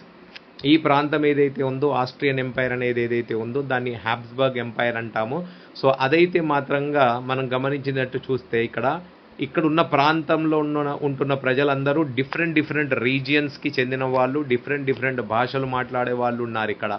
Okay, wear the aristocracy was predominantly German speaking, అంటే ముఖ్యంగా పరిపాలించే వాళ్ళు కానీ, లేదు అంటే ముఖ్యంగా అరిస్టోక్రాట్స్ అంటే గుర్తింపు పొందిన వాళ్ళు, సమాజంలో గుర్తింపు పొందిన వాళ్ళు, సమాజంలో గౌరవం పొందేవాళ్ళు, సమాజంలో స్పెసిఫిక్ హక్కులను పొందిన వాళ్ళు ఎవరైతే ఉన్నారో వాళ్ళు జర్మన్ లాంగ్వేజ్ మాట్లాడే వాళ్ళే ఉన్నారు ఇక్కడ ముఖ్యంగా. అండ్ వీళ్ళతో పాటు ఇటాలియన్ భాష మాట్లాడే వాళ్ళు కూడా ఉన్నారు. It also included Italian speaking province of Lombardy and Venetia. Italy ప్రాంతంలో కనుక మనం చూస్తే లొంబార్డీ, వెనేషియాలో ఇటాలీ మాట్లాడే వాళ్ళు ఉన్నారు. హంగరీ ప్రాంతంలో ఏదైతే చూస్తామో అక్కడ మగర్ లాంగ్వేజ్ మాట్లాడే వాళ్ళు ఉన్నారు. అండ్ వేరే లాంగ్వేజెస్ మాట్లాడుకుంటున్న వాళ్ళతో పాటు గెలీషియా అనే ప్రాంతంలో పోలిష్ లాంగ్వేజ్, అంటే పోలాండ్కి చెందిన పోలిష్ లాంగ్వేజ్ మాట్లాడే వాళ్ళు కూడా ఉన్నారు. అంటే భిన్న భాషలు మాట్లాడే వాళ్ళు ఈ హ్యాబ్స్బర్గ్ ఎంపైర్ అంటే ఆస్ట్రియా హంగరీ ప్రాంతంలో నివసిస్తున్నారు. బిసైడ్స్ ది డామినెంట్ గ్రూప్స్, అంటే ఈ 3 డామినెంట్ గ్రూప్స్తో పాటు ఈ ప్రాంతంలో అంటే there also lived within the boundaries of the empire a mass of subject peasants people. అంటే ఈ 3 భాషలు మాట్లాడే వాళ్ళల్లో ముఖ్యంగా అంటే ఈ బౌండరీలో హ్యాబ్స్బర్గ్ డైనాసిటీ పరిపాలించే బౌండరీ సరిహద్దులో సబ్జెక్ట్ పీజెంట్ పీపుల్స్ కూడా ఉన్నారు. Mass of subject peasant people అంటే ఎక్కువ మంది రైతులు, ఎక్కువ మంది కూలీనాలి పని చేసుకునే వాళ్ళు, ఎక్కువ మంది లేబర్ పని చేసుకునే వాళ్ళు ఉన్నారు ఇక్కడ. సో వీళ్ళలో ఎవరెవరు ఉన్నారు అంటే బొహేమియన్స్ ఉన్నారు, స్లోవాక్స్ ఉన్నారు, క్రొయేషియన్స్ ఉన్నారు, రోమన్స్ ఉన్నారు, ట్రాన్సిల్వేనియన్స్ ఉన్నారు. ఈ ప్రాంతాలకు చెందిన వాళ్ళు ఉన్నారు ఇక్కడ. అండ్ మరి ఇన్ని భిన్న తత్వాలు ఉన్నప్పుడు అంటే వీళ్ళ సంస్కృతి ఒకటి కాదు, వీళ్ళ భాష ఒకటి కాదు, వీళ్ళ కట్టుబాట్లు ఒకటి కాదు, వీళ్ళ జీవితంలో ఆచరణ ఒక విధంగా లేదు, అంటే వీళ్ళ జీవన శైలి ఒక రకంగా లేదు. మరి ఇన్ని భిన్న తత్వాలు ఉన్న కాడ వీళ్ళ మధ్యలో యూనిటీ ఎలా సాధ్యమైంది అంటే పొలిటికల్ యూనిటీ కూడా లేదు వీళ్ళు. ఓకేనా, పొలిటికల్లీ యునైట్ కూడా లేరు ఇక్కడ. ద ఓన్లీ టైయింగ్ థింగ్ అంటే వీళ్ళ మధ్యలో ఒక భావన అనేది తీసుకురావడానికి ముఖ్యమైన కారణం ఏంటిది అంటే వీళ్ళ ఒక రాజు అంటే వీళ్ళ చక్రవర్తి, అంటే వీళ్ళ చక్రవర్తి పట్ల వీళ్ళకున్న విధేయత, అంటే allegiance towards their emperor. That is the only thing which binded them, okay, as a nation, as a group or made them united. అంటే వీళ్ళలో ఒక ఐక్యమత్య భావాన్ని తీసుకురావడానికి ముఖ్యమైన కారణం ఏంటిది అంటే వీళ్ళ చక్రవర్తి పట్ల విధేయత. అంటే వీళ్ళను పరిపాలిస్తున్న రాజు ఎవరైతే ఉన్నారో అతనికి విధేయత, అంటే దేవర్ అలెజెన్స్ టు ద ఎంపరర్ అన్నమాట. ఓకే, దెన్ ఇన్ని రకాల భిన్న భిన్న తత్వాలు ఉన్న కాడ how did the idea of nationalism and nation state emerge? ఇది ఎలా ఎమర్జ్ అయింది, జాతీయవాదం ఎలా ఎమర్జ్ అయింది, నేషన్ స్టేట్ అనే భావన ఎలా ఎమర్జ్ అయింది కనుక చూస్తే మనం ఇక్కడ సో నెక్స్ట్ టాపిక్ మనం చదవాల్సింది ఇక్కడ ఏంటిది అంటే the aristocracy and the new middle class. మరి సమాజం ఎలా ఉంది అంటే అందరూ డిఫరెంట్గా ఉన్నారు. డిఫరెంట్ లాంగ్వేజెస్ మాట్లాడే వాళ్ళు, డిఫరెంట్ కల్చర్స్ ఫాలో చేసేవాళ్ళు, డిఫరెంట్ రీజియన్స్కి చెందిన వాళ్ళు, different categories of the group of people in the society ఉన్నారు. రిచ్ పీపుల్ ఉన్నారు, పూర్ పీపుల్ ఉన్నారు, ఓకే, అరిస్టోక్రాట్స్ ఉన్నారు, middle class, new middle class people ఉన్నారు. సో ఇలా ఉన్నప్పుడు ఈ సమాజంలో ఎవరు మెయిన్ కారణమయ్యారు, నేషనలిజం ఎమర్జ్ అవ్వడానికి ముఖ్యంగా కారణమైంది ఎవరు అంటే న్యూ మిడిల్ క్లాస్, దానికి main responsible. So first of all మనం సొసైటీ చూద్దాం. అప్పట్లో సొసైటీ ఎలా ఉంది యూరోప్లో చూద్దాం ఇక్కడ. So the aristocracy and the new middle class. First of all ఈ రెండు డెఫినేషన్స్ చూద్దాం మనం. అరిస్టోక్రసీ అంటే ఎవరు ఇక్కడ? Aristocracy are the people who were the near and dear ones of the king or the emperor. అంటే రాజు యొక్క బంధువులు, మిత్రులు, ఓకే, దగ్గరి వాళ్ళు అన్నట్టు. ఓకేనా, అంటే పుట్టుకతోనే వీళ్ళకు కొన్ని హక్కులు వీళ్ళకు వచ్చేస్తాయి అన్నట్టు. అంటే birthright, by birth they were enjoying some privileges అన్నట్టు. పుట్టుకతోనే వీళ్ళకు కొన్ని హక్కులు వచ్చేస్తాయి. సో ఎలైట్ గ్రూప్ అంటాం వీటిని. ఓకే, వీళ్ళకి కొన్ని ప్రివిలేజెస్ ఉంటాయి. ఆ గ్రూప్ని ఏమంటాం మనం? అరిస్టోక్రసీ గ్రూప్ అంటాం. వీళ్ళొకరు ఉన్నారు ఇక్కడ సమాజంలో. అండ్ వీళ్ళతో పాటు న్యూ మిడిల్ క్లాస్, అంటే వీళ్ళు they are not kings relatives, అంటే రాజు బంధువులు మిత్రులు కాదు, మరి పువర్ క్లాస్ కూడా కాదు, అంటే మధ్యతరగతి కుటుంబానికి చెందిన వాళ్ళు వీళ్ళు. ఓకేనా, so first of all aristocracy గురించి చూద్దాం. అరిస్టోక్రాట్స్ ఎవరు ఇక్కడ? వీళ్ళు ధనవంతులు, సమాజంలో ఒక గుర్తింపు ఉన్న వాళ్ళు. ఓకేనా, socially and politically a landed aristocracy was the dominant class on the continent. Europe మొత్తంలో సామాజిక పరంగా చూసినా, రాజకీయ పరంగా చూసినా ఒక గ్రూప్ ఆఫ్ పీపుల్ ఉన్నారు. వీళ్ళకు అంటే ఎక్కువ మోతాదులో భూములు ఉన్నాయి, అంటే వీళ్ళని భూస్వాములు అని కూడా అనొచ్చు. వీళ్ళని మనము landed aristocracy. And they were dominant class, అంటే వీళ్ళ ప్రాధాన్యత ఎక్కువ ఉండేది సమాజంలో అప్పట్లో. And the member of this class were united by a common way of life that cut across regional divisions. మొత్తం యూరప్ ప్రాంతం మొత్తంలో ఎక్కడ ఉన్న వాళ్ళైనా కూడా, అంటే యూరప్ ఒక ఈస్టర్న్ సైడ్ ఉన్నా, యూరప్ వెస్టర్న్ సైడ్ ఉన్నా, యూరప్ నార్థన్ సైడ్ ఉన్నా, యూరప్లో సదరన్ సైడ్ ఉన్నా, యూరప్లో మధ్య భాగంలో ఉన్నా కూడా వీళ్ళ మధ్యలో రిలేషన్షిప్ ఉండేది. అంటే ఈస్టర్న్ సైడ్ ఉన్న వాళ్ళకు వెస్టర్న్ సైడ్ వాళ్ళతో రిలేషన్షిప్, ఎందుకంటే వీళ్ళు ఒక వర్గానికి చెందిన వాళ్ళుగా గుర్తింపు కాబట్టి. సో ఈ గుర్తింపుని వాళ్ళు మెయింటైన్ చేయడానికి ఏం చేసేవాళ్ళు? దే ఓన్డ్ ఎస్టేట్స్, అంటే పెద్ద పెద్ద భూములు వీళ్ళ దగ్గర ఉండేటివి అన్నట్టు. ఎక్కువ మోతాదులో భూములు, భూస్వాముల్లాగా జీవించే వాళ్ళు వీళ్ళు. కంట్రీ సైడ్ అంటే విలేజెస్ సైడ్లో వీళ్ళకు భూములు ఉండేటివి. అండ్ పట్టణాలలో వీళ్ళకు పెద్ద పెద్ద భవంతులు లాంటి ఇండ్లు ఉండేటివి అన్నట్టు. And they spoke French language. ముఖ్యంగా వీళ్ళు ఏం భాష మాట్లాడేవాళ్ళు? ఫ్రెంచ్ లాంగ్వేజ్ మాట్లాడేవాళ్ళు. అంటే అఫీషియల్ పనులలో, డిప్లొమాటిక్ ఇష్యూస్లో, ఓకే, హై సొసైటీ పీపుల్గా భావించే వాళ్ళందరూ ఫ్రెంచ్ లాంగ్వేజ్ని మాట్లాడేవాళ్ళు ఎక్కువగా. And their families were often connected by ties of marriage. వీళ్ళ మధ్యలో రిలేషన్షిప్ కూడా ఉండేది. ఎలాంటి రిలేషన్షిప్ అంటే ఒక ప్రాంతానికి చెందిన అరిస్టోక్రాట్ ఇంకో ప్రాంతానికి చెందిన అరిస్టోక్రాట్ కుటుంబాలతో పెళ్లి సంబంధాలు కుదుర్చుకునే వాళ్ళు అన్నట్టు.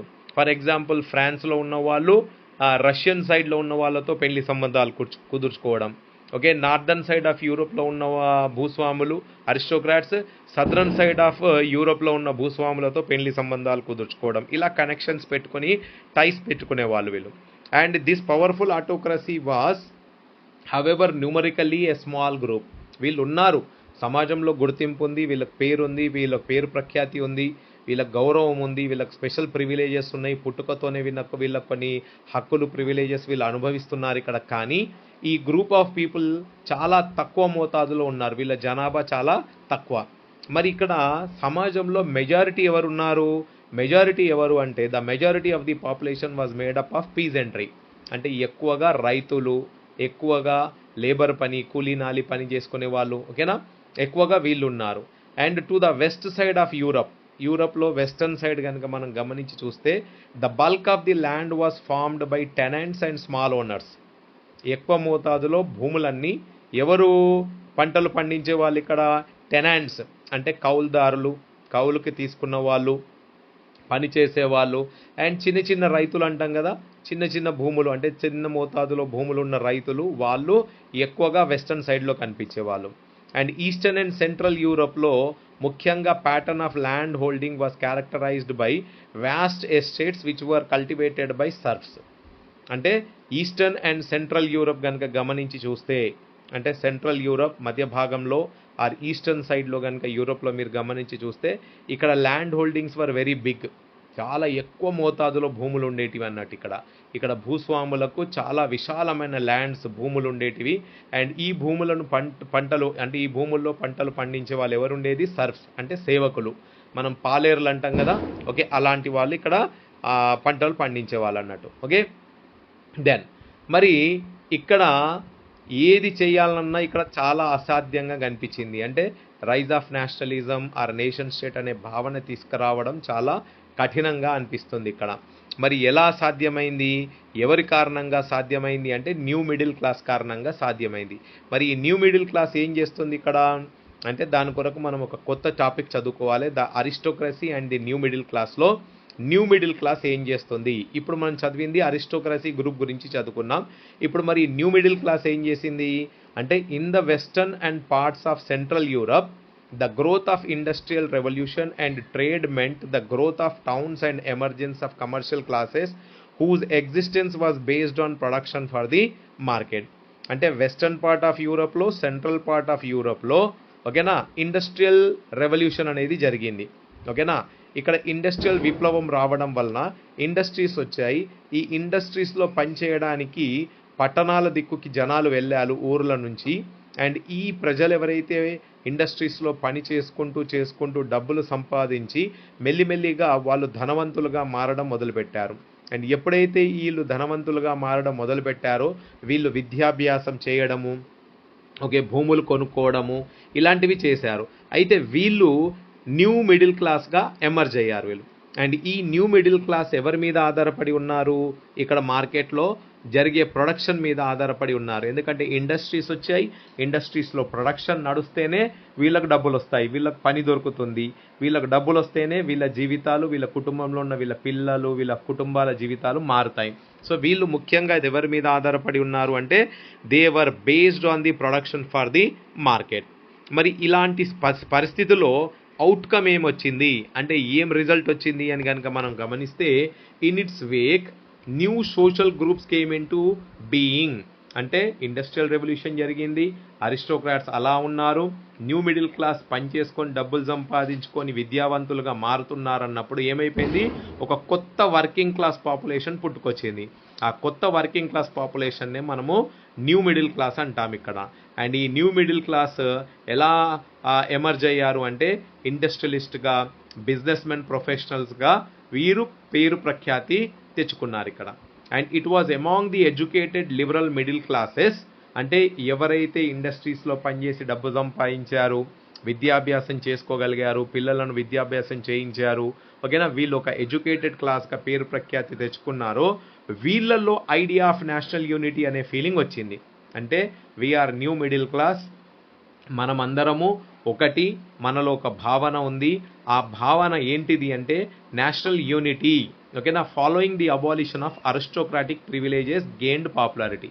సో వీళ్ళలో ఫస్ట్ ఫీలింగ్ ఏమొచ్చింది అంటే ఎవరైతే ఈ అరిస్టోక్రాటిక్ గ్రూప్ వాళ్ళు ఉన్నారో, ఈ అరిస్టోక్రాటిక్ గ్రూప్ వాళ్ళు ఎవరైతే ప్రివిలేజెస్ని ఎంజాయ్ చేస్తున్నారో, పుట్టుకతో బై బర్త్ ప్రివిలేజెస్ని ఎంజాయ్ చేస్తున్న వాళ్ళు ఉన్నారో వాళ్ళ ప్రివిలేజెస్ని రద్దు చేయాలి ఫస్ట్. ఎందుకంటే సమాజం అన్నప్పుడు సమాజంలో అందరూ సమానం, అందరూ సమానం అన్నప్పుడు అందరికీ సమాన హక్కులు ఉండాలి, అందరికీ సమానమైన ఆపర్చునిటీస్ ఉండాలి. సో వీళ్ళందరూ ఏమన్నారు, ఒక భావన వచ్చింది వీళ్ళలో, నేషనల్ యూనిటీ జరగాలంటే abolition of democratic privileges gained popularity. అంటే వీళ్ళల్లో ఉన్న ఈ ప్రివిలేజెస్ని రద్దు చేయాలన్న భావన వచ్చింది. ఓకేనా, దెన్ నెక్స్ట్ టాపిక్ ఏం చూద్దాం. ఇప్పుడు ఈ భావన ఎప్పుడైతే వచ్చిందో ఈ భావన దేనికి దారి తీసింది అంటే లిబరల్ నేషనలిజంకి దారి తీసింది. What is mean by liberal and what is mean by nationalism ఇప్పుడు ఈ టాపిక్లో చూద్దాం మనం.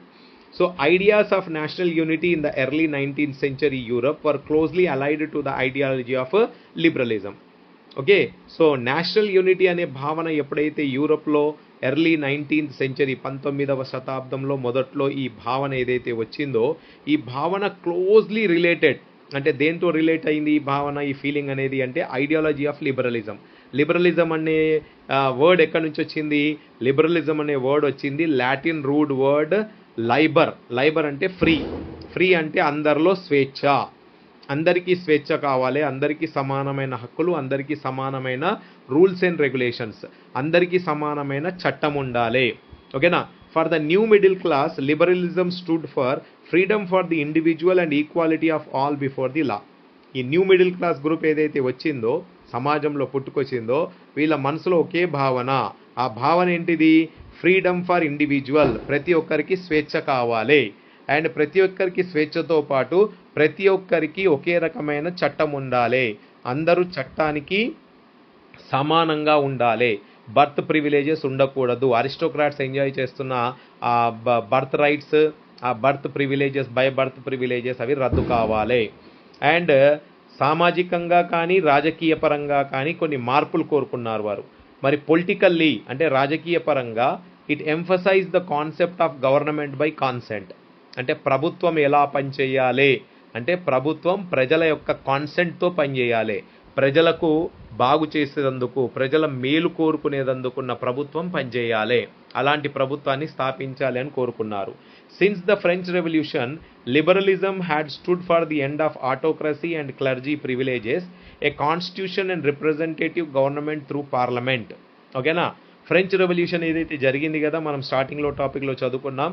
ఫ్రెంచ్ రెవల్యూషన్ జరిగిందే దేని కొరకు? దేని కొరకు అంటే నిరంకుశ పరిపాలనను అంతం చేయడానికి అండ్ ఒక రాజ్యాంగాన్ని తయారు చేసుకోవడానికి, ఆ రాజ్యాంగ పరంగా ఒక రిప్రజెంటేటివ్ గవర్నమెంట్ అంటే ప్రజల ద్వారా స్థాపించబడ్డ, ప్రజల ద్వారా ఎన్నికైన ప్రభుత్వాన్ని స్థాపించి ఆ ప్రభుత్వం ద్వారా ప్రజల్ని పరిపాలింపచేయడం అనేదే ఫ్రెంచ్ రెవల్యూషన్ యొక్క ఆశయం. ఓకేనా? But 19th century liberals also stressed the inviolability of the private property. 19వ శతాబ్దంలో ఏదైతే విప్లవకారుల విప్లవాన్ని తీసుకొచ్చారో వీళ్ళు ప్రైవేట్ ప్రాపర్టీని కూడా ప్రాధాన్యత ఇచ్చారు. అంటే అప్పటి వరకు ప్రాపర్టీని మెయింటైన్ చేయడం ఓన్లీ అరిస్టోక్రాట్స్ వంతే ఉంది, భూస్వాముల దగ్గరనే భూములు ఉండేటివి. అంటే మిడిల్ క్లాస్ కానీ పువర్ క్లాస్ కానీ వాళ్ళకు భూములు లేవు, వాళ్ళు ఓన్లీ లేబర్ క్లాస్ లాగా, ఓకేనా, కూలీ నాలి పని చేసుకునే వాళ్ళలాగా బ్రతకాలి. సో ఇప్పుడు ఏమంటున్నారు వీళ్ళు ఇక్కడ విప్లవకారులు అంటే రైట్ టు ప్రాపర్టీ ఉండాలి, అందరూ ప్రాపర్టీని కొనుక్కునే విధంగా, అందరూ ప్రాపర్టీని హోల్డ్ చేసే విధంగా హక్కులు కావాలని కోరుకుంటున్నారు. Then yes, equality before the law did not necessarily stand for universal suffrage. అయితే ఇక్కడ ఏదైతే విషయం అంటున్నారు కదా, అందరికీ సమానంగా చట్టం ఉండాలి, అందరికీ సమాన హక్కులు ఉండాలి అంటున్నారు. కానీ ఒకవేళ మీరు ఇక్కడ గమనించినట్టు చూస్తే you will recall that in revolutionary France, ఎప్పుడైతే ఫ్రాన్స్లో విప్లవం జరిగిందో, which marked the first political experiment. అంటే ఆ యూరప్ ఖండం మొత్తంలో ఒక మొట్టమొదటి ఒక ఎక్స్పెరిమెంట్ లాగా ఏదైతే విప్లవం జరిగిందో, ఆ విప్లవంలో liberal democracy, right to vote and to get elected was granted exclusively to the property owning men.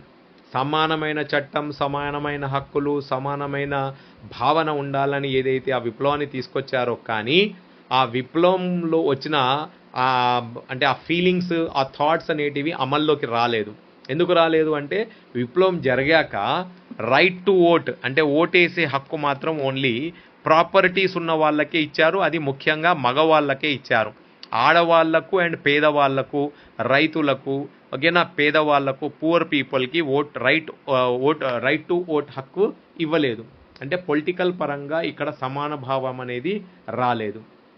Only for a brief period under the Jacobins did all adults males enjoy the suffrage. అంటే Jacobins club స్థాపించి ఆ విప్లవం తీసుకొచ్చినప్పుడు, జాకోబిన్స్ చేతిలోకి పరిపాలన వెళ్ళినప్పుడు కొంత సమయం వరకు అటు అందరికీ ఓటేసే హక్కు ఇవ్వడం అనేది జరిగింది. అంటే 18 సంవత్సరాలు, అంటే right to vote for adults అంటే పెద్దవాళ్లకు మాత్రం అందరికీ సమానంగా రైట్ టు ఓట్ అనే హక్కు ఇవ్వడం జరిగింది. బట్ హౌఎవర్ నపోలియనిక్ కోడ్, నపోలియన్ తన చేతిలో పరిపాలన తీసుకున్నప్పుడు తను ఇంప్లిమెంట్ చేసిన నెపోలియన్ కోడ్లో ఏం చేశాడు, మళ్ళా లిమిటెడ్ చేసేశాడు.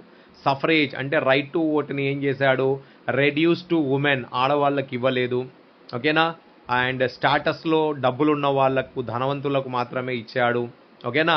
అండ్ దీంట్లో subject to the authority of fathers and husbands, ఒకవేళ వాళ్ళ భర్తలు కానీ వాళ్ళ తండ్రులు కానీ ధనవంతులై ఉండి, ఓకేనా, ఒకవేళ వాళ్ళు ధనిక కుటుంబానికి చెందిన వాళ్ళైతేనే వాళ్ళకు రైట్ టు ఓట్ ఇచ్చారు, మిగతా వాళ్ళకు మాత్రమే ఇవ్వలేదు. So through out the 19th and early 20th century, women and non-propertied men organized opposition movements demanding equal political rights. అంటే మొత్తం 19వ శతాబ్దంలో అండ్ 20వ శతాబ్దం వచ్చే వరకు కూడా యూరప్ మొత్తంలో అటు ఆడవాళ్లకు అటు పేదవాళ్లకు రైట్ టు ఓట్ అనే హక్కు ఇవ్వడం జరగలేదు. కాబట్టి వీళ్ళు పోరాటం చేస్తూనే ఉన్నారు కంటిన్యూస్గా. 19th century అండ్ 20th centuryలో వీళ్ళ పోరాటం నడుస్తూనే ఉంది. ఓకేనా. Then next topic, what did liberal nationalism stand ఫార్లో నెక్స్ట్ టాపిక్ చూద్దాం మనం ఇక్కడ. In the economic sphere, political sphere చూసాం, ఇప్పుడు రాజకీయ పరంగా చూసాం, ఇప్పుడు ఆర్థిక పరంగా చూద్దాం, ఎకనామీ పరంగా చూద్దాం. In the economic sphere, liberalism stood for the freedom of markets and abolition of state imposed restrictions on the movement of goods and capital. Economic పరంగా ఏమంటున్నారు ఇక్కడ, లిబరల్ నేషనలిజంలో ఏమంటున్నారు అంటే మార్కెట్స్లో ఫ్రీడమ్ ఉండాలి. ఫ్రీడమ్ ఆఫ్ మార్కెట్స్ అంటే వస్తువులు ఫ్రీగా దొరకడం కాదు ఇక్కడ, అంటే ఎవరైనా మార్కెట్లో అమ్మకాలు కొనుగోలు చేయవచ్చు. ఓకేనా. స్టేట్ అంటే కింగ్స్, నిరంకుశ పరిపాలకులు విధించే ట్యాక్సెస్ అనేటివి రద్దు కావాలి. ఓకే. ప్రాంతాల వారీగా ట్యాక్సెస్ పడకూడదు. ఏ ప్రాంతం నుంచి ఏ ప్రాంతానికి తీసుకెళ్ళినా ఒకే రకమైన ట్యాక్స్ ఉండాలి, ఒకే రకమైన కొలతలు ఉండాలి, ఒక రకమైన బరువులు, నిన్న మాట్లాడాం కదా, వెయిట్స్ అండ్ మెజర్మెంట్స్ ఉండాలి, ఒకే రకమైన కరెన్సీ ఉండాలి. నెపోలియన్ తీసుకొచ్చాడు కదా ఆ సిస్టమ్ని, నిన్న మనం చదువుకున్నాం కదా టాపిక్, ఇంతకుముందు చదువుకున్న టాపిక్లో. So during the 19th century this was a strong demand of emerging middle classes. Now let us take the example of the German speaking region in the first half of the 19th century. జర్మనీలో German speaking regions ఏవైతే ఉన్నాయో అక్కడ స్టార్టింగ్లో 19th centuryలో ఎలాంటి rules and regulations ఉన్నాయి చూద్దాం. Napoleon's administrative measures had created out of countless small principalities a confederation of 39 states. Napoleon పరిపాలన తన చేతుల్లోకి తీసుకున్నప్పుడు ఏం చేశాడు అంటే ఇలా భిన్న భిన్న తత్వాలుగా ఉండకూడదు అని అతను ఒక కాన్ఫెడరేషన్ని క్రియేట్ చేశాడు. 39 ప్రాంతాలను ఒక స్టేట్గా అంటే ఒక జర్మన్ కాన్ఫెడరేషన్గా ఫామ్ చేసి దాంట్లో కొన్ని సిస్టమ్స్ని అమలు చేశాడు. ఈ సిస్టంలో అంటే ఈ 39 గ్రూప్స్లో ఎలా ఉంది, each of these possessed its own currency. అప్పటి వరకు ఎలా ఉంది అంటే ఒక్కొక్క దగ్గర వాళ్ళ యొక్క ఓన్ కరెన్సీ ఉంది, ఓన్ వెయిట్స్ ఉన్నాయి, ఓన్ మెజర్స్ ఉన్నాయి. ఎగ్జాంపుల్, ఒక చిన్న ఎగ్జాంపుల్తో మీకు అర్థమయ్యేటట్టు చెప్తాను. ఒక మర్చెంట్ అంటే ఒక బిజినెస్ చేసుకునేవాడు travelling in 1833 from Hamburg to Nuremberg, అంటే ఒక హాంబర్గ్ అనే ప్రాంతం నుంచి న్యూరెంబర్గ్ అనే ప్రాంతానికి తన వస్తువులు అమ్ముకోవడానికి కనుక అతను వెళుతూ ఉంటే he has to pass through 11 custom barriers, అంటే 11 చోట్ల ఇతను ట్యాక్స్ కట్టకుండా వెళ్ళాల్సి వచ్చేది అన్నట్టు. ఓకేనా. అండ్ ఈ కస్టమ్స్ డ్యూటీ కూడా ఎలా ఉండేది అంటే 5% at each one of them, అంటే ఇతని అమ్మకాలు ఇతని కొనుగోలు ఏదైతే ఉందో దాని యొక్క 5% ఇతను 11 చోట్ల 11 సార్లు కట్టుకుంటూ వెళ్ళాల్సి వచ్చేది.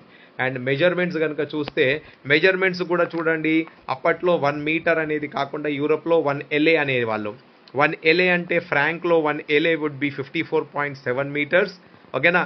మ్యానీస్లో 55.1 సెంటీమీటర్స్, న్యూరెంబర్గ్లో 65.6 సెంటీమీటర్స్ అండ్ ఫ్రీబర్గ్లో 53.5 సెంటీమీటర్స్. అంటే కొలతలు కూడా ఒక్కొక్క ప్రాంతంలో ఒక్కొక్క రకంగా ఉన్నాయి. సో బరువులు కానీ తూగలు కానీ డిఫరెంట్గా ఉన్నాయి, కరెన్సీ డిఫరెంట్గా ఉంది, ట్యాక్సెస్ డిఫరెంట్గా ఉన్నాయి, కస్టమ్స్ డ్యూటీస్ డిఫరెంట్గా ఉన్నాయి. ఓకే. కొలతలు కూడా డిఫరెంట్గా ఉన్నాయి. మరి ఇలాంటి కండిషన్స్లో అంటే such conditions were viewed as obstacles to economic growth and exchange by the new commercial classes. ఏదైతే కొత్త క్లాస్ అంటే new middle class, new class పుట్టుకొస్తుందో వాళ్ళందరూ దీన్ని ఎలా చూశారు అంటే ఒక అడ్డంకంగా చూసుకున్నారు, ఆబ్స్టకల్గా చూసుకున్నారు. ఎకనామిక్ డెవలప్మెంట్ అవ్వాలంటే, ఆర్థికంగా మేము అభివృద్ధి చెందాలంటే ఇది ఒక అడ్డంకంగా మారుతుంది అని భావించారు. హూ ఆర్గ్యూడ్ అంటే వీళ్ళు ఆర్గ్యూ చేశారు for the creation of a unified economic territory allowing the unhindered movement of goods people and capital. ఒక సిస్టమ్ని తీసుకురావాలి. ఆ సిస్టమ్ ఎలా ఉండాలంటే ఎక్కడ కూడా అడ్డంకులు ఉండకూడదు, ఎక్కడ కూడా కట్టుబాట్లు ఉండకూడదు, ప్రజలు కానీ వస్తువులు కానీ ఒక దగ్గర నుంచి ఇంకో దగ్గరికి తీసుకెళ్లడానికి సునాయాసంగా రూల్స్ అండ్ రెగ్యులేషన్స్ ఉండాలి అని చెప్పారు. సో ఇదే సిస్టంలో నపోలియన్ ఏం చేశాడు, ఓకేనా, సారీ నాట్ నపోలియన్, ఇదే సిస్టమ్ని అమలు చేయడానికి ఒక ఏమంటారు ఒక గ్రూప్ని ఫామ్ చేశారు. That group was called as Zollverein. In 1834, a Zoloverin group was formed and this group was called as Customs Union. Okay na? Zoloverin is nothing but Customs Union which was formed at the initiative of Prussia and joined by most of the German states. Prussian kingdom లో okay ఉన్న వాళ్ళు ఈ జోలోవరిన్ గ్రూప్ని start చేశారు. దాంట్లో ముఖ్యంగా Germany, అంటే ఇప్పుడు ఈ రోజుల్లో మనం జర్మనీ ఏదైతే చూస్తున్నామో ఆ ప్రాంతానికి చెందిన చాలామంది దీంట్లో జాయిన్ అయ్యారు. అక్కడికి ఆ ప్రాంతానికి చెందిన వాళ్ళు చాలామంది. Okay, so the union abolished tariff barriers. ఈ యూనియన్లో ఎలాంటి ట్యాక్సెస్ ఉండవు, అంటే వేర్వేరు ప్రాంతాలకు వేర్వేరు ట్యాక్సెస్ అనేటివి ఉండవు, ఒకే రకమైన tax. Reduce the number of currencies, different కరెన్సీస్ని తీసేసి ఒకే కరెన్సీ పెట్టుకున్నారు. ఓకేనా, from over 30 to 2, only 2 currencies. ఇంతకుముందు ఎలా ఉండే 30 కరెన్సీస్ ఉండే, 30 ప్రాంతాలకు 30 కరెన్సీస్ ఉంటే 30 కరెన్సీస్ని 2 కరెన్సీస్గా చేసేశారు. And the creation of network of railways further stimulated mobility, harnessing economic interest to national unification. ఇలా చేసుకుంటూ ఇంకోటి ఏం చేశారు, రైల్వే నెట్వర్క్ని పెంచారు. రైల్వే నెట్వర్క్ పెరగడం వలన ఆ వస్తువుల అమ్మకాలు కొనుగోలు పెరిగాయి. ఓకేనా, ఇలా జరగడం ఒకటి ఎకనామిక్ పరంగా అంటే ఆర్థిక పరంగా అందరూ అభివృద్ధి చెందడం మొదలుపెట్టారు. అండ్ దాంతోపాటు ఒక ప్రాంతం నుంచి ఇంకో ప్రాంతానికి వెళ్ళడానికి సులభంగా మారిపోయి ప్రజల మధ్యలో ఐక్యమత్య భావం అనేది పెరిగింది. And a wave of economic nationalism అంటే ఆర్థిక పరంగా జాతీయవాదం అనేది స్ట్రెంగ్తెన్ అయింది, బలపడ్డది. And the wider nationalist sentiments growing at that time. So sentiments అనేటివి చాలా స్ట్రాంగ్ అయిపోయాయి. ఓకే, అండ్ సో ఎప్పుడైతే నేషనలిజం జాతీయవాదం అనే భావన బలంగా మారుతుందో, నేషన్ స్టేట్ అనే ఫీలింగ్ బలంగా మారుతున్నదో, అదే సమయంలో కన్జర్వేటివ్స్ మళ్ళీ పవర్లోకి రావడానికి ప్రయత్నాలు చేశారు. కన్జర్వేటివ్స్ ఎవరు వీళ్ళు ఇక్కడ అంటే, ఎప్పుడైతే ఫ్రాన్స్లో విప్లవం జరిగిందో, ఫ్రెంచ్ రెవల్యూషన్ 1789, అప్పట్లో ఆ నిరంకుశ పరిపాలన చేసే వాళ్ళు ఎవరైతే ఉన్నారో, రాజులు కానీ చక్రవర్తులు కానీ నిరంకుశ పరిపాలకులు, వాళ్ళు మళ్ళీ పవర్లోకి రావడానికి 1815లో ప్రయత్నం చేశారు. ఎలాంటి ప్రయత్నాలు చేశారు, 1815 వరకు నపోలియన్ తన చేతుల్లో మొత్తం పరిపాలన తీసుకొని యూరోప్లో మార్పులు తీసుకురావడం మొదలుపెట్టారు. కానీ నపోలియన్కి వ్యతిరేకత కూడా స్టార్ట్ అయింది ఇక్కడికి అప్పటికే. ఎందుకంటే అతను ఇంప్లిమెంట్ చేస్తున్న పాలసీస్లో మంచి కంటే చెడు ఎక్కువ జరగడం మొదలైంది కాబట్టి ప్రజలు కూడా వ్యతిరేకించడం మొదలైపోయింది. అండ్ దాంతోపాటు కన్జర్వేటివ్స్ అంటే ఎవరు ఇక్కడ, conservatives are those people who believe in old regime, అంటే మళ్ళా పాత పద్ధతుల ప్రకారంగా. అంటే సింపుల్గా చెప్పాలంటే లిబరల్స్ అంటే ఎవరు అంటే స్వేచ్ఛ కోరుకునే వాళ్ళు, స్వేచ్ఛగా ఉండేవాళ్ళు, స్వేచ్ఛను కోరుకునే వాళ్ళు. కన్జర్వేటివ్స్ అంటే ఎలా, కొన్ని కట్టుబాట్లు పాటించుకుంటూ ఒక విధమైన జీవితాన్ని పాటించే వాళ్ళను కన్జర్వేటివ్స్ అంటాం. అంటే ఎగ్జాంపుల్గా చెప్పాలంటే వీళ్ళ ఫ్యామిలీ లిబరల్ ఫ్యామిలీ, స్వేచ్ఛ ఇస్తుంది, వీళ్ళ ఫ్యామిలీ కన్జర్వేటివ్, కొన్ని కట్టుబాట్లను పాటిస్తుంది అని చెప్తాం కదా, అలా. సో కన్జర్వేటివ్స్ ఎవరు, మళ్ళా a new conservatism after 1815. Conservatives మళ్ళీ పవర్లోకి రావడానికి ప్రయత్నాలు చేశారు. దీంట్లో ఎవరెవరు ఏమేం చేశారు చూద్దాం. Following the defeat of Napoleon in 1815లో నపోలియన్ని ఓడించేశారు. ఎవరెవరు కలిసి ఓడించారు ఇక్కడ అంటే బ్రిటన్, రష్యా, ప్రషియా అండ్ ఆస్ట్రియాకి చెందిన కన్జర్వేటివ్స్, అంటే ఆ ఓల్డ్ రెజీమ్ మోనార్క్స్ ఎవరైతే ఉన్నారో వీళ్ళందరూ కలిసిపోయారు ఒకసారి మళ్ళా. ఓకే, వీళ్ళందరూ ఒకటై నపోలియన్ని ఓడించేసి ఏం చేశారు, 1815లో European governments were driven by a spirit of conservatism. Okay, అన్ని చోట్లలో అంటే మొత్తం యూరోప్ ఖండం మొత్తంలో మళ్ళా ఒక వేవ్ వచ్చింది అన్నట్టు, అంటే ఒక మార్పు అనేది వచ్చేసింది. ఆ మార్పు ఏం కోరుకుంటుంది అంటే మళ్ళీ కన్జర్వేటివిజం, అంటే ఓల్డ్ మెథడ్నే ఫాలో చేయాలనే విధానం వచ్చేసింది. Conservatives believed that established traditional institution of state and society. Conservatives believed that established traditional institution of state and society like the monarchy, the church, social hierarchies, property and the family should be preserved. ఒకవేళ మార్పు వచ్చినా కూడా ఆ మార్పులో ఈ విధానాలు మాత్రం ఉండాలి. ఏంటి పాత విధానాలు? మొనార్కీ, నిరంకుశ పరిపాలన ఉండాలి, నిరంకుశ పరిపాలకుడు ఉండాలి, అంటే మొనార్క్ ఉండాలి, రాజు ఉండాలి, నియంత ఉండాలి, అండ్ చర్చ్ యొక్క డామినేషన్ ఉండాలి. సోషల్ హైరార్కీస్ అంటే పుట్టుకతో కొన్ని ప్రివిలేజెస్ ఎంజాయ్ చేస్తున్నారు కదా, అవి రద్దు చేయమని చెప్పారు కదా మధ్యలో ఉన్నప్పుడు, ఆ ప్రివిలేజెస్ని మళ్ళీ వాళ్లకు ఇవ్వాలి. సోషల్ హైరార్కీస్ అంటే సమాజం ఇలా గ్రూప్ అయి ఉండాలి. ఓకేనా? మనం 9th క్లాస్లో చదువుకున్నాం కదా, 9th క్లాస్లో ఏంటిది? Society was divided into 3 categories. ఓకేనా? ఆ కేటగిరీస్లో చర్చ్ ఒక కేటగిరీ, నోబుల్స్ ఒక కేటగిరీ, ఓకేనా, పీజెంట్స్ ఒక కేటగిరీ, ఇలా ఆ కేటగిరీ విధంగానే సమాజం ఉండాలి అని కోరుకుంటున్నారు. And property and the family అంటే అప్పట్లో ఎవరైతే ధనవంతులుగా సమాజంలో గుర్తింపు పొందిన వాళ్ళు, సమాజంలో గౌరవం ఉన్న వాళ్ళు ఎవరైతే ఉన్నారో వాళ్ళ కుటుంబాలు అలానే ఉండాలి, వాళ్ళ ప్రాపర్టీస్ అలానే ఉండాలి, తిరిగి వాళ్ళు మళ్ళీ అదే రకమైన జీవితాన్ని అనుభవించాలి. ఓకేనా? అవి వాటిని కాపాడాలి అనే విధంగా కోరుకున్నారు. And most conservatives, however, did not propose a return to the society of pre-revolutionary days. అంటే వీళ్ళు మార్పు కోరుకున్నారు కానీ మొత్తం టోటల్గా పాత విధానాల విధంగానే పరిపాలన కోరుకోలేదు. అంటే ప్రీ రివల్యూషనరీ టైంలో ఎలాగైతే సమాజం ఉందో యూరోప్లో అలాంటి సమాజంని కోరుకోలేదు. ఏమంటున్నారు? మార్పు మంచిదే, ఓకేనా, మరక మంచిది అంటాం కదా, అలానే మార్పు మంచిదే కానీ మాకు మేలు చేయాలి. అంటే కన్జర్వేటివ్స్ ఏముంటారు అంటున్నారంటే మాకు ఒకవేళ ఉపయోగపడే విధమైన మార్పులు కనుక సమాజంలో ఉంటే దాన్ని మేము ఒప్పుకుంటాము.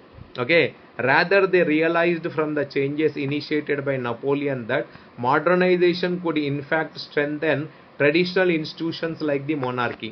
నెపోలియన్ ఇంప్లిమెంట్ చేసిన కొన్ని పాలసీస్లో, ఓకేనా, ఆ పాలసీస్లో ఒక పాలసీ ఏంటిది? మోడర్నైజేషన్.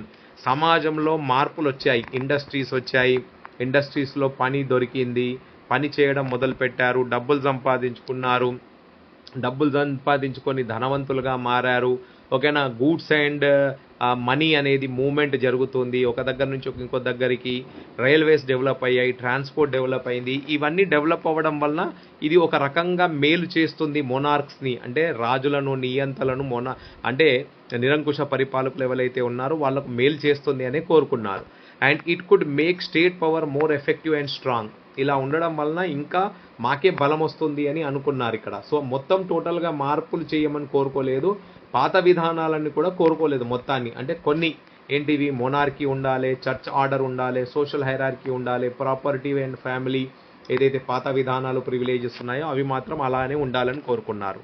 అండ్ మోడర్న్ ఆర్మీ కూడా ఉండాలని కోరుకున్నారు. నెపోలియన్ వచ్చేటప్పటికి మోడర్న్ ఆర్మీ వచ్చింది. ఓకేనా? ఎఫిషియెంట్ బ్యూరోక్రసీ, పరిపాలన యాంత్రాంగం ఎఫిషియెంట్గా, ఓకేనా, పద్ధతిగా పనిచేయడము, డైనమిక్ ఎకానమీ అంటే ఆర్థిక పరంగా సమాజం అభివృద్ధి చెందింది, అబాలిషన్ ఆఫ్ ఫ్యూడలిజం అంటే బానిసతత్వాన్ని దూరం చేయడం, పర్వాలేదు, ఓకేనా, బానిసతత్వం దూరం చేసేసి పేదవాళ్ళు ఎవరైతే ఉన్నారో వాళ్ళ జీవితాలను మార్చే ప్రయత్నం ఏదైతే చేశారో ఈ మార్పులన్నీ సమాజానికి ఒక రకంగా మేలు చేస్తుంది. అండ్ ఇలా మేలు జరగడం వల్ల మొనార్కే బలం వస్తుంది అని కోరుకున్నారు ఇక్కడ conservatives. But in 1815, representatives of the European powers, Britain, Russia, Prussia and Austria, ఈ 4 ప్రాంతాలు అంటే ఈ 4 రాజ్యాలకు చెందిన వాళ్ళు ఎవరైతే నెపోలియన్ని ఓడించారో వీళ్ళు ఇప్పుడు ఏం చేశారు? Who had collectively defeated Napoleon met at Vienna to draw up A settlement of Europe. Napoleon అయితే మొత్తం యూరప్ మ్యాప్ని చిందబిందులు చేసేశాడు. నెపోలియన్ యూరప్ మొత్తంని దాదాపుగా సగభాగాన్ని ఆక్రమించేసి తన విధానాలను ఇంప్లిమెంట్ చేసేశారు.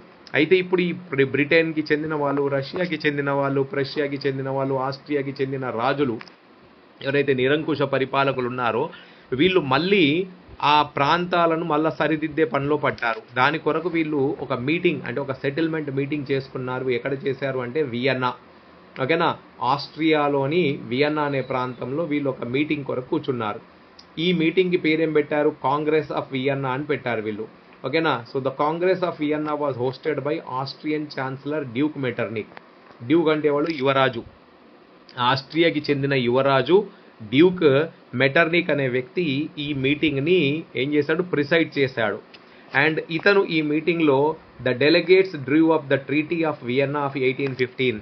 ఇతను లీడ్ చేస్తున్న మీటింగ్లో ఎవరెవరైతే డెలిగేట్స్ వచ్చారో, ఎక్కడి నుంచి వచ్చారు, బ్రిటన్ నుంచి, రష్యా నుంచి, ప్రష్యా నుంచి, ఆస్ట్రియా నుంచి, ఇంకా వేరు వేరు రాజ్యాల నుంచి కూడా ఈ పరిపాలకులు ఎవరైతే వచ్చారో, పరిపాలించే వాళ్ళు ఎవరైతే వచ్చారో, డెలిగేట్స్ వచ్చారో, వాళ్ళందరూ 1815లో ఒక ట్రీటీని సైన్ చేశారు. ఆ ట్రీటీ ప్రకారంగా ఒక ఆబ్జెక్ట్ పెట్టుకున్నారు. ఏంటిది? Undoing most of the changes that had come about in Europe during the Napoleonic wars. Napoleon ఆక్రమణ చేస్తున్నప్పుడు ఏవేవైతే పాలసీస్ని, ప్రిన్సిపల్స్ని ఇంప్లిమెంట్ చేశాడో వాటన్నిటిని రద్దు చేసి మళ్ళా పాత విధానాలను అమలు చేయడానికి ఒక ట్రీటీ, ఒక ఒప్పందం కుదుర్చుకున్నారు. The Bourbon dynasty, which had been deposed during the French Revolution, was restored to power, and France lost the territories it had annexed under Napoleon. Napoleon ఫ్రెంచ్ని పరిపాలిస్తున్నప్పుడు ఫ్రాన్స్ పక్కకున్న ప్రాంతాలన్నింటినీ ఆక్రమించి ఫ్రెంచ్ ఎంపైర్ని బాగా ఎక్స్పాండ్ చేశాడు. ఫ్రెంచ్ రాజ్యాన్ని ఎక్స్పాండ్ చేశాడు. ఓకేనా, దాన్ని విస్తరింపజేశాడు. సో ఆ ప్రాంతాలు ఏవైతే నపోలియన్ ఆక్రమించుకున్నాడో ఆ ప్రాంతాలన్నింటినీ ఫ్రాన్స్ దగ్గర నుంచి తీసుకొని ఆ ప్రాంతాలు మళ్ళీ తిరిగి ఏ ఏ రాజ్యానికి చెందినవో ఆ రాజ్యానికి అప్పచెప్పడం. A series of states were set up on the boundaries of France to prevent French expansion in future. అంటే నపోలియన్ని ఓడించేశాక బౌర్బన్ డైనాసిటీ ఏదైతే అప్పట్లో 1789లో పరిపాలిస్తున్న బౌర్బన్ డైనాసిటీని రద్దు చేసి ఆ రాజుని ఓడించేసి ఆ కుటుంబాన్ని, ఆ డైనాసిటీని, ఆ వంశాన్ని అప్పటి నుంచి పరిపాలన చేయకుండా ఆపేశారో అదే వంశాన్ని మళ్ళీ తీసుకొచ్చి ఆ వంశంలో ఉన్న ఒక వ్యక్తిని మళ్ళీ రాజుగా నియమించేసి ఏం చేశారు, ఇప్పుడు ఫ్రాన్స్ చుట్టూ కొన్ని స్టేట్స్ని సెటప్ చేశారు. ఎందుకు అంటే ఫ్రాన్స్ మళ్ళీ తిరిగి ఆక్రమణ చేయకూడదు అని ఏం చేశారు, కొన్ని ఫ్రాన్స్ చుట్టూ ఉన్న బౌండరీ అంటే ఫ్రాన్స్ చుట్టూ ఉన్న సరిహద్దుల దగ్గర కొన్ని కింగ్డమ్స్ని ఎస్టాబ్లిష్ చేశారు. ఎలా? The Kingdom of Netherlands example, and which included Belgium was setup in the north. అంటే ఫ్రాన్స్కి నార్దర్న్ సైడ్లో నెదర్లాండ్ కింగ్డమ్ని ఎస్టాబ్లిష్ చేశారు. Genova and was given to Piedmont. అంటే జెనోవా అనే ప్రాంతాన్ని పీడ్మాంట్ ఇటాలీకి చెందిన కింగ్డమ్కి ఇచ్చేశారు. And Prussia was given important new territories on western frontiers. అంటే ప్రష్యాకి western సైడ్లో, ఫ్రాన్స్కి ఈస్టర్న్ సైడ్లో ఉన్న ప్రాంతాలు ప్రష్యాకి ఇచ్చేశారు. While Austria was given the control of northern Italy. ఇటాలీకి చెందిన ప్రాంతంలో నార్దర్న్ పార్ట్స్ ఆఫ్ ఇటాలీ ఎవరికి ఇచ్చారు? ఆస్ట్రియా కంట్రోల్లో ఇచ్చేశారు. But German confederation of 39 states, జర్మనీలో ఒక 39 ప్రాంతాలను ఒకటిగా చేసి ఒక కాన్ఫెడరేషన్ స్థాపించాడు కదా నపోలియన్, దాన్ని మాత్రం డిస్టర్బ్ చేయలేదు. And in the eastern side of ఫ్రాన్స్లో ఏం చేశారు, Russia was given the part of Poland. ఇప్పుడు ఈ రోజుల్లో పోలాండ్ అనే కంట్రీ ఏదైతుందో ఆ పోలాండ్ కంట్రీ భూభాగాన్ని రష్యాకి ఇచ్చారు. Prussia was given the portion of Saxony. ఓకేనా, ఇటాలీకి చెందిన ఒక సాక్సనీ అనే పార్ట్ని పోలాండ్కి ఇచ్చేశారు.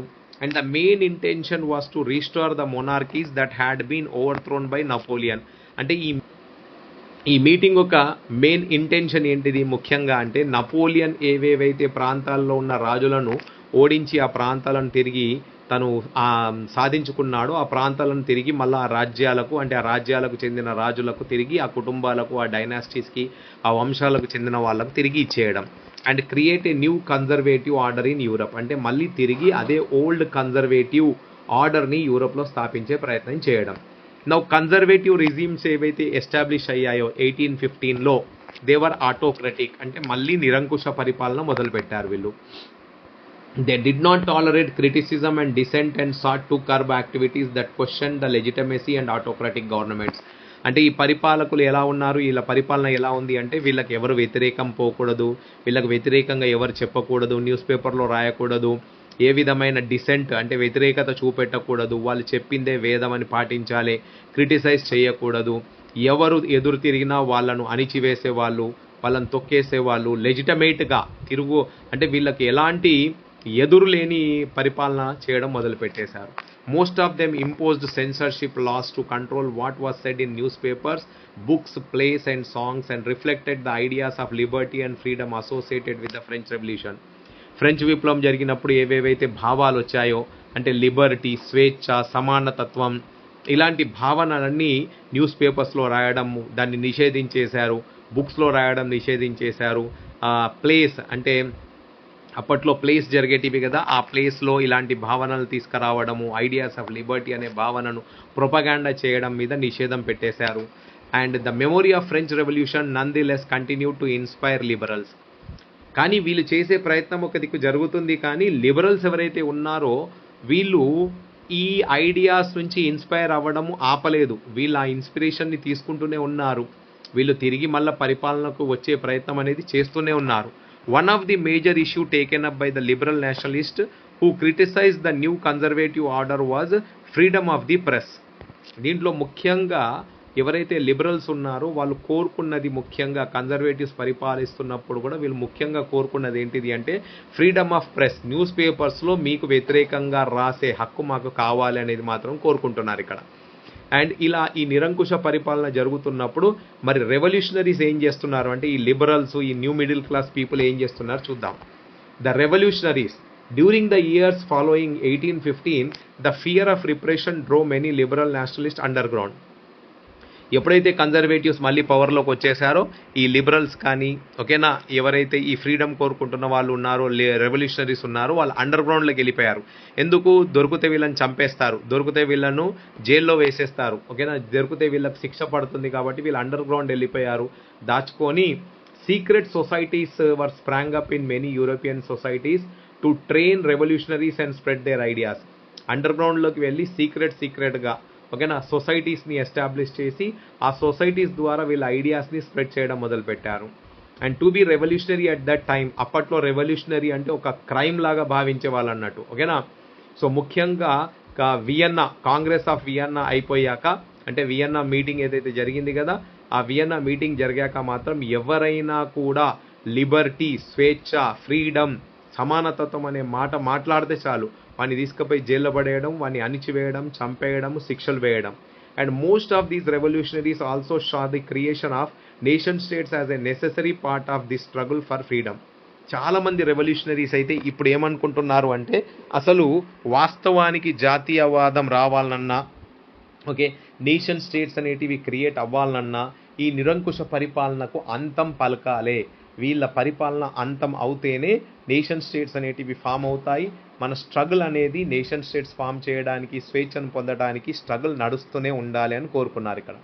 అండ్ ఇలాంటి సమయంలోనే వన్ సచ్ ఇండివిజువల్, ఒక వ్యక్తి పుట్టుకొచ్చాడు ఇక్కడ. One such individual who was a Italian revolutionary by name called as Giuseppe Mazzini. Giuseppe Mazzini ఒక వ్యక్తి, ఒక పెద్ద రెవల్యూషనరీగా పేరు సంపాదించుకున్నాడు ఇక్కడ. Born in Geneva in 1807. He became a member of the secret society called as Carbonari. Secret society స్థాపిస్తున్నారు కదా, అలాంటి ఒక సీక్రెట్ సొసైటీలో ఒక సీక్రెట్ సొసైటీ పేరు కార్బోనరీ. ఇతను ఒక 24 సంవత్సరాల యువకుడు.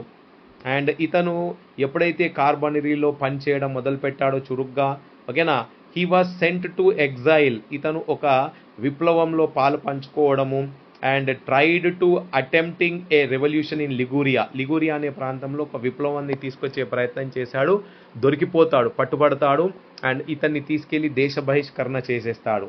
అండ్ అక్కడ కూడా he subsequently founded 2 more underground societies called as young Italy in Marseilles and young Europe in born.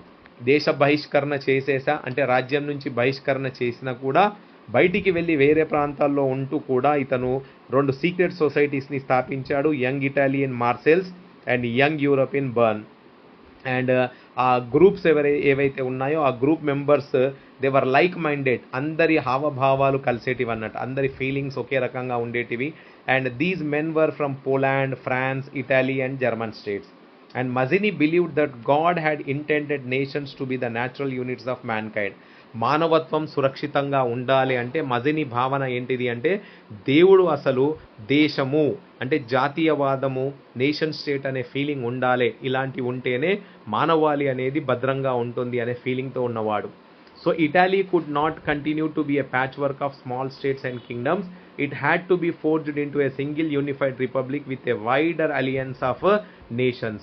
అయితే గుసిప్పి మజినీ అనే భావన ఏదైతే, ఈ నేషన్ స్టేట్ జాతీయవాదం అనే భావన ఏదైతే ఉందో, అతను ఏమంటున్నాడు అంటే ఇటాలీ అనేది గ్రూప్ ఆఫ్ స్టేట్స్గా ఉండకూడదు, ఇది ఒక నేషన్గా ఆవిర్భవించాలి. అండ్ దాని కొరకు పక్కకున్న రాష్ట్రాలు కూడా తోడ్పడాలి, అంటే పక్కకున్న రాష్ట్రాలు కూడా అవి ఒక నేషన్ స్టేట్గా ఫామ్ అయ్యి అవి కూడా ఇటాలీని ఒక నేషన్ స్టేట్గా ఫామ్ చేయడానికి తోడ్పడాలి, అంటే హెల్ప్ చేయాలి. And this unification alone could be the basis of Italian liberty, అంటే ఇటాలీలో ఉన్న ప్రజలకు స్వేచ్ఛ దొరకాలి అంటే ఇటాలీ అనే కంట్రీ ఫామ్ కావాలి. Following is model secret societies were set up in Germany, France, Switzerland and Poland. ఇతని విధానాలను అమలు చేసుకుంటూ సీక్రెట్ సొసైటీస్ జర్మనీలో, ఫ్రాన్స్లో, స్విట్జర్లాండ్లో, పోలాండ్లో కూడా స్థాపించబడ్డాయి.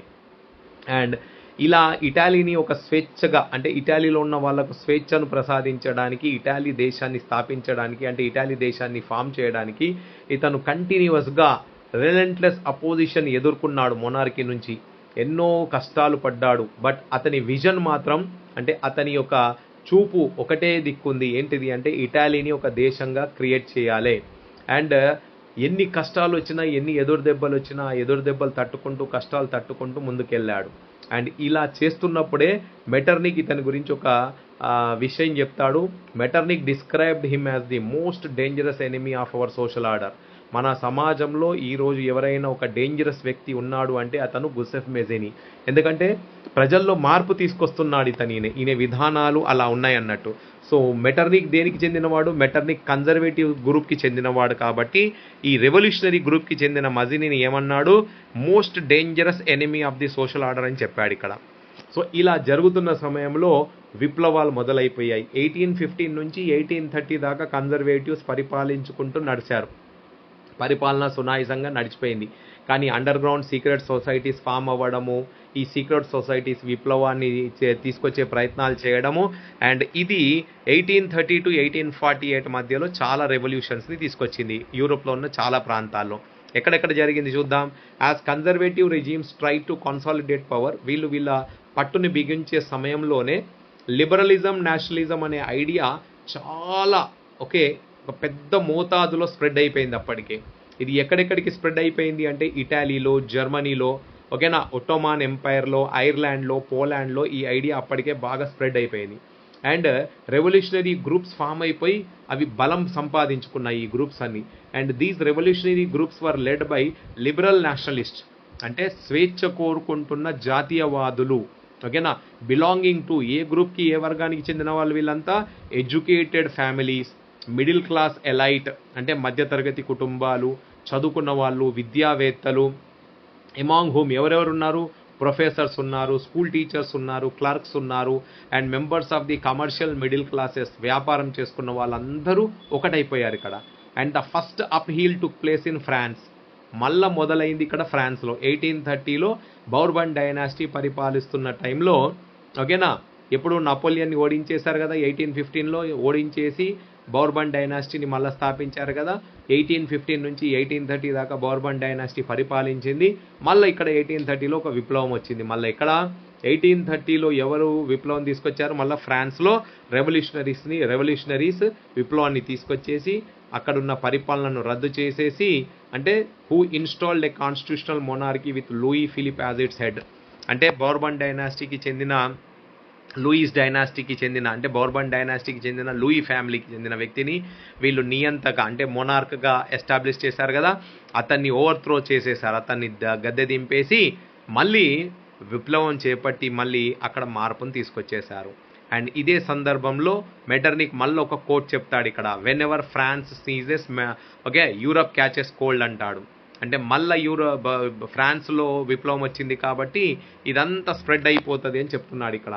వెన్ ఎవర్ ఫ్రాన్స్ సీజెస్, అంటే ఫ్రాన్స్ తుమ్మితే యూరప్ మొత్తానికి కోల్డ్ పట్టుకుంటుంది, అంటే సర్ది వచ్చేస్తుంది, జలుబు పట్టేస్తుంది అని చెప్తున్నాడు ఇక్కడ మెటర్నిక్. ఎందుకంటే ఇక్కడ విప్లవం జరిగింది కదా ఫ్రాన్స్లో మళ్ళీ 1830లో. ఇప్పుడు ఈ విప్లవం అనేది పక్క రాష్ట్రాలకు కూడా పాకుతుంది. July revolution sparked uprising in Brussels, బెల్జియంలో జరిగింది, బ్రూసెల్స్లో జరిగింది. అగైన్ అండ్ బెల్జియం అప్పటికి ఏముంది? నెదర్లాండ్స్లో ఒక భాగంగా ఉంది. నెదర్లాండ్ కింగ్డమ్ ఆఫ్ నెదర్లాండ్స్ని లో నుంచి బ్రేకప్ అయిపోయి అది ఒక స్వతంత్ర దేశంగా ఆవిర్భవించింది. And an event mobilized nationalist feeling among the educated elite across Europe was the Greek War of Independence. గ్రీస్లో కూడా ఈ విప్లవం అనేది జరిగింది ఇక్కడ. గ్రీస్ అప్పటి వరకు ఒట్టోమాన్ ఎంపైర్లో ఒక భాగంగా ఉంది. So the growth of revolutionary nationalism in Europe sparked off a struggle for independence among Greeks, which began in 1821. 1821లో ఈ విప్లవకారులు ఇక్కడ వాళ్ళ సంఖ్య పెరిగిపోయి విప్లవకారులు పవర్ సంపాదించుకొని 1821 నుంచి విప్లవం చేపట్టడం మొదలుపెట్టారు, స్వేచ్ఛ కోరుకోవడం మొదలుపెట్టారు. And Nationalist in grace got support from other places also, అంటే వెస్టర్న్ యూరోపియన్ కంట్రీస్ నుంచి వేరే చోట్ల నుంచి కూడా ఈ గ్రీక్ విప్లవకారులకు సహాయం అందింది. ఎందుకంటే యూరోప్లో ఉన్న వాళ్ళందరూ ఏమనే భావనలో ఉండేవాళ్ళు అంటే అప్పట్లో గ్రీక్ని అంటే గ్రీక్ సివిలైజేషన్ని ఎలా భావించేవాళ్ళు అంటే దీన్ని క్రెడిల్ ఆఫ్ ది యూరోపియన్ సివిలైజేషన్గా భావించేవాళ్ళు. అంటే యూరోప్లో సివిలైజేషన్, ఓకేనా, అంటే జనాలందరిలో సివిలైజేషన్ రావడానికి గ్రీసే ముఖ్య కారణం. అయితే ఈ గ్రీస్ అనే ప్రాంతం ఏదైతే ఉందో ఒట్టోమాన్ ఎంపైర్ అంటే ముస్లిం కింగ్డమ్ కంట్రోల్లో ఉండడం వలన అది వీళ్ళకు నచ్చలేదు. దీన్ని ఒక ఇండిపెండెంట్ కంట్రీగా అంటే ఒక నేషన్ స్టేట్గా దీన్ని క్రియేట్ చేయాలని కోరుకున్నారు. దీన్ని క్రెడిల్ ఆఫ్ యూరోపియన్ సివిలైజేషన్, ఓకేనా, నాగరికత, యూరోప్లో నాగరికత రావడానికి ముఖ్యమైన కారణం ఎవరు అంటే గ్రీస్. కాబట్టి గ్రీస్ని స్వతంత్రం సంపాదించాలి, గ్రీస్ ప్రజలకు స్వతంత్రాన్ని సంపాదించి పెట్టాలి అని వేరే ప్రాంతాల వాళ్ళు కూడా గ్రీస్ని సపోర్ట్ చేశారు. And the English poet at that time, అంటే ఈ సమయంలో ఇంగ్లీష్ పోయట్ లార్డ్ బైరాన్ కూడా ఏం చెప్పాడు అంటే ఈ ఆర్గనైజ్డ్ ఫండ్స్, అంటే ఇతను ఈ గ్రీస్ స్వేచ్ఛ అంటే గ్రీస్లో ఉన్న వాసులకు స్వేచ్ఛ సంపాదించడానికి గ్రీస్ని ఇండిపెండెంట్ కంట్రీగా అంటే ఒక నేషన్ స్టేట్గా క్రియేట్ చేయడానికి ఇతను ఆ వార్లో పాలు పంచుకున్నాడు, ఆ వార్లో కావాల్సిన సహాయం చేశాడు, ఫండ్స్ని సంపాదించి పెట్టాడు ఇతను. బట్ ఇతను చాలా రోజుల వరకు అక్కడ సహాయం చేయలేకపోయాడు. 1824లో ఇతనికి ఆ జ్వరం వచ్చేసి ఇతను చనిపోతాడు. Finally the treaty of Constantinople in 1832 recognized Greece as an independent nation. ఫైనల్గా విప్లవం జరుగుతుంది. గ్రీస్ విప్లవకారులు గ్రీస్ని ఆ ఒట్టోమాన్ ఎంపైర్ నుంచి విడిపించేసి ఒక ఇండిపెండెంట్ కంట్రీగా స్థాపించేస్తారు. ఓకే.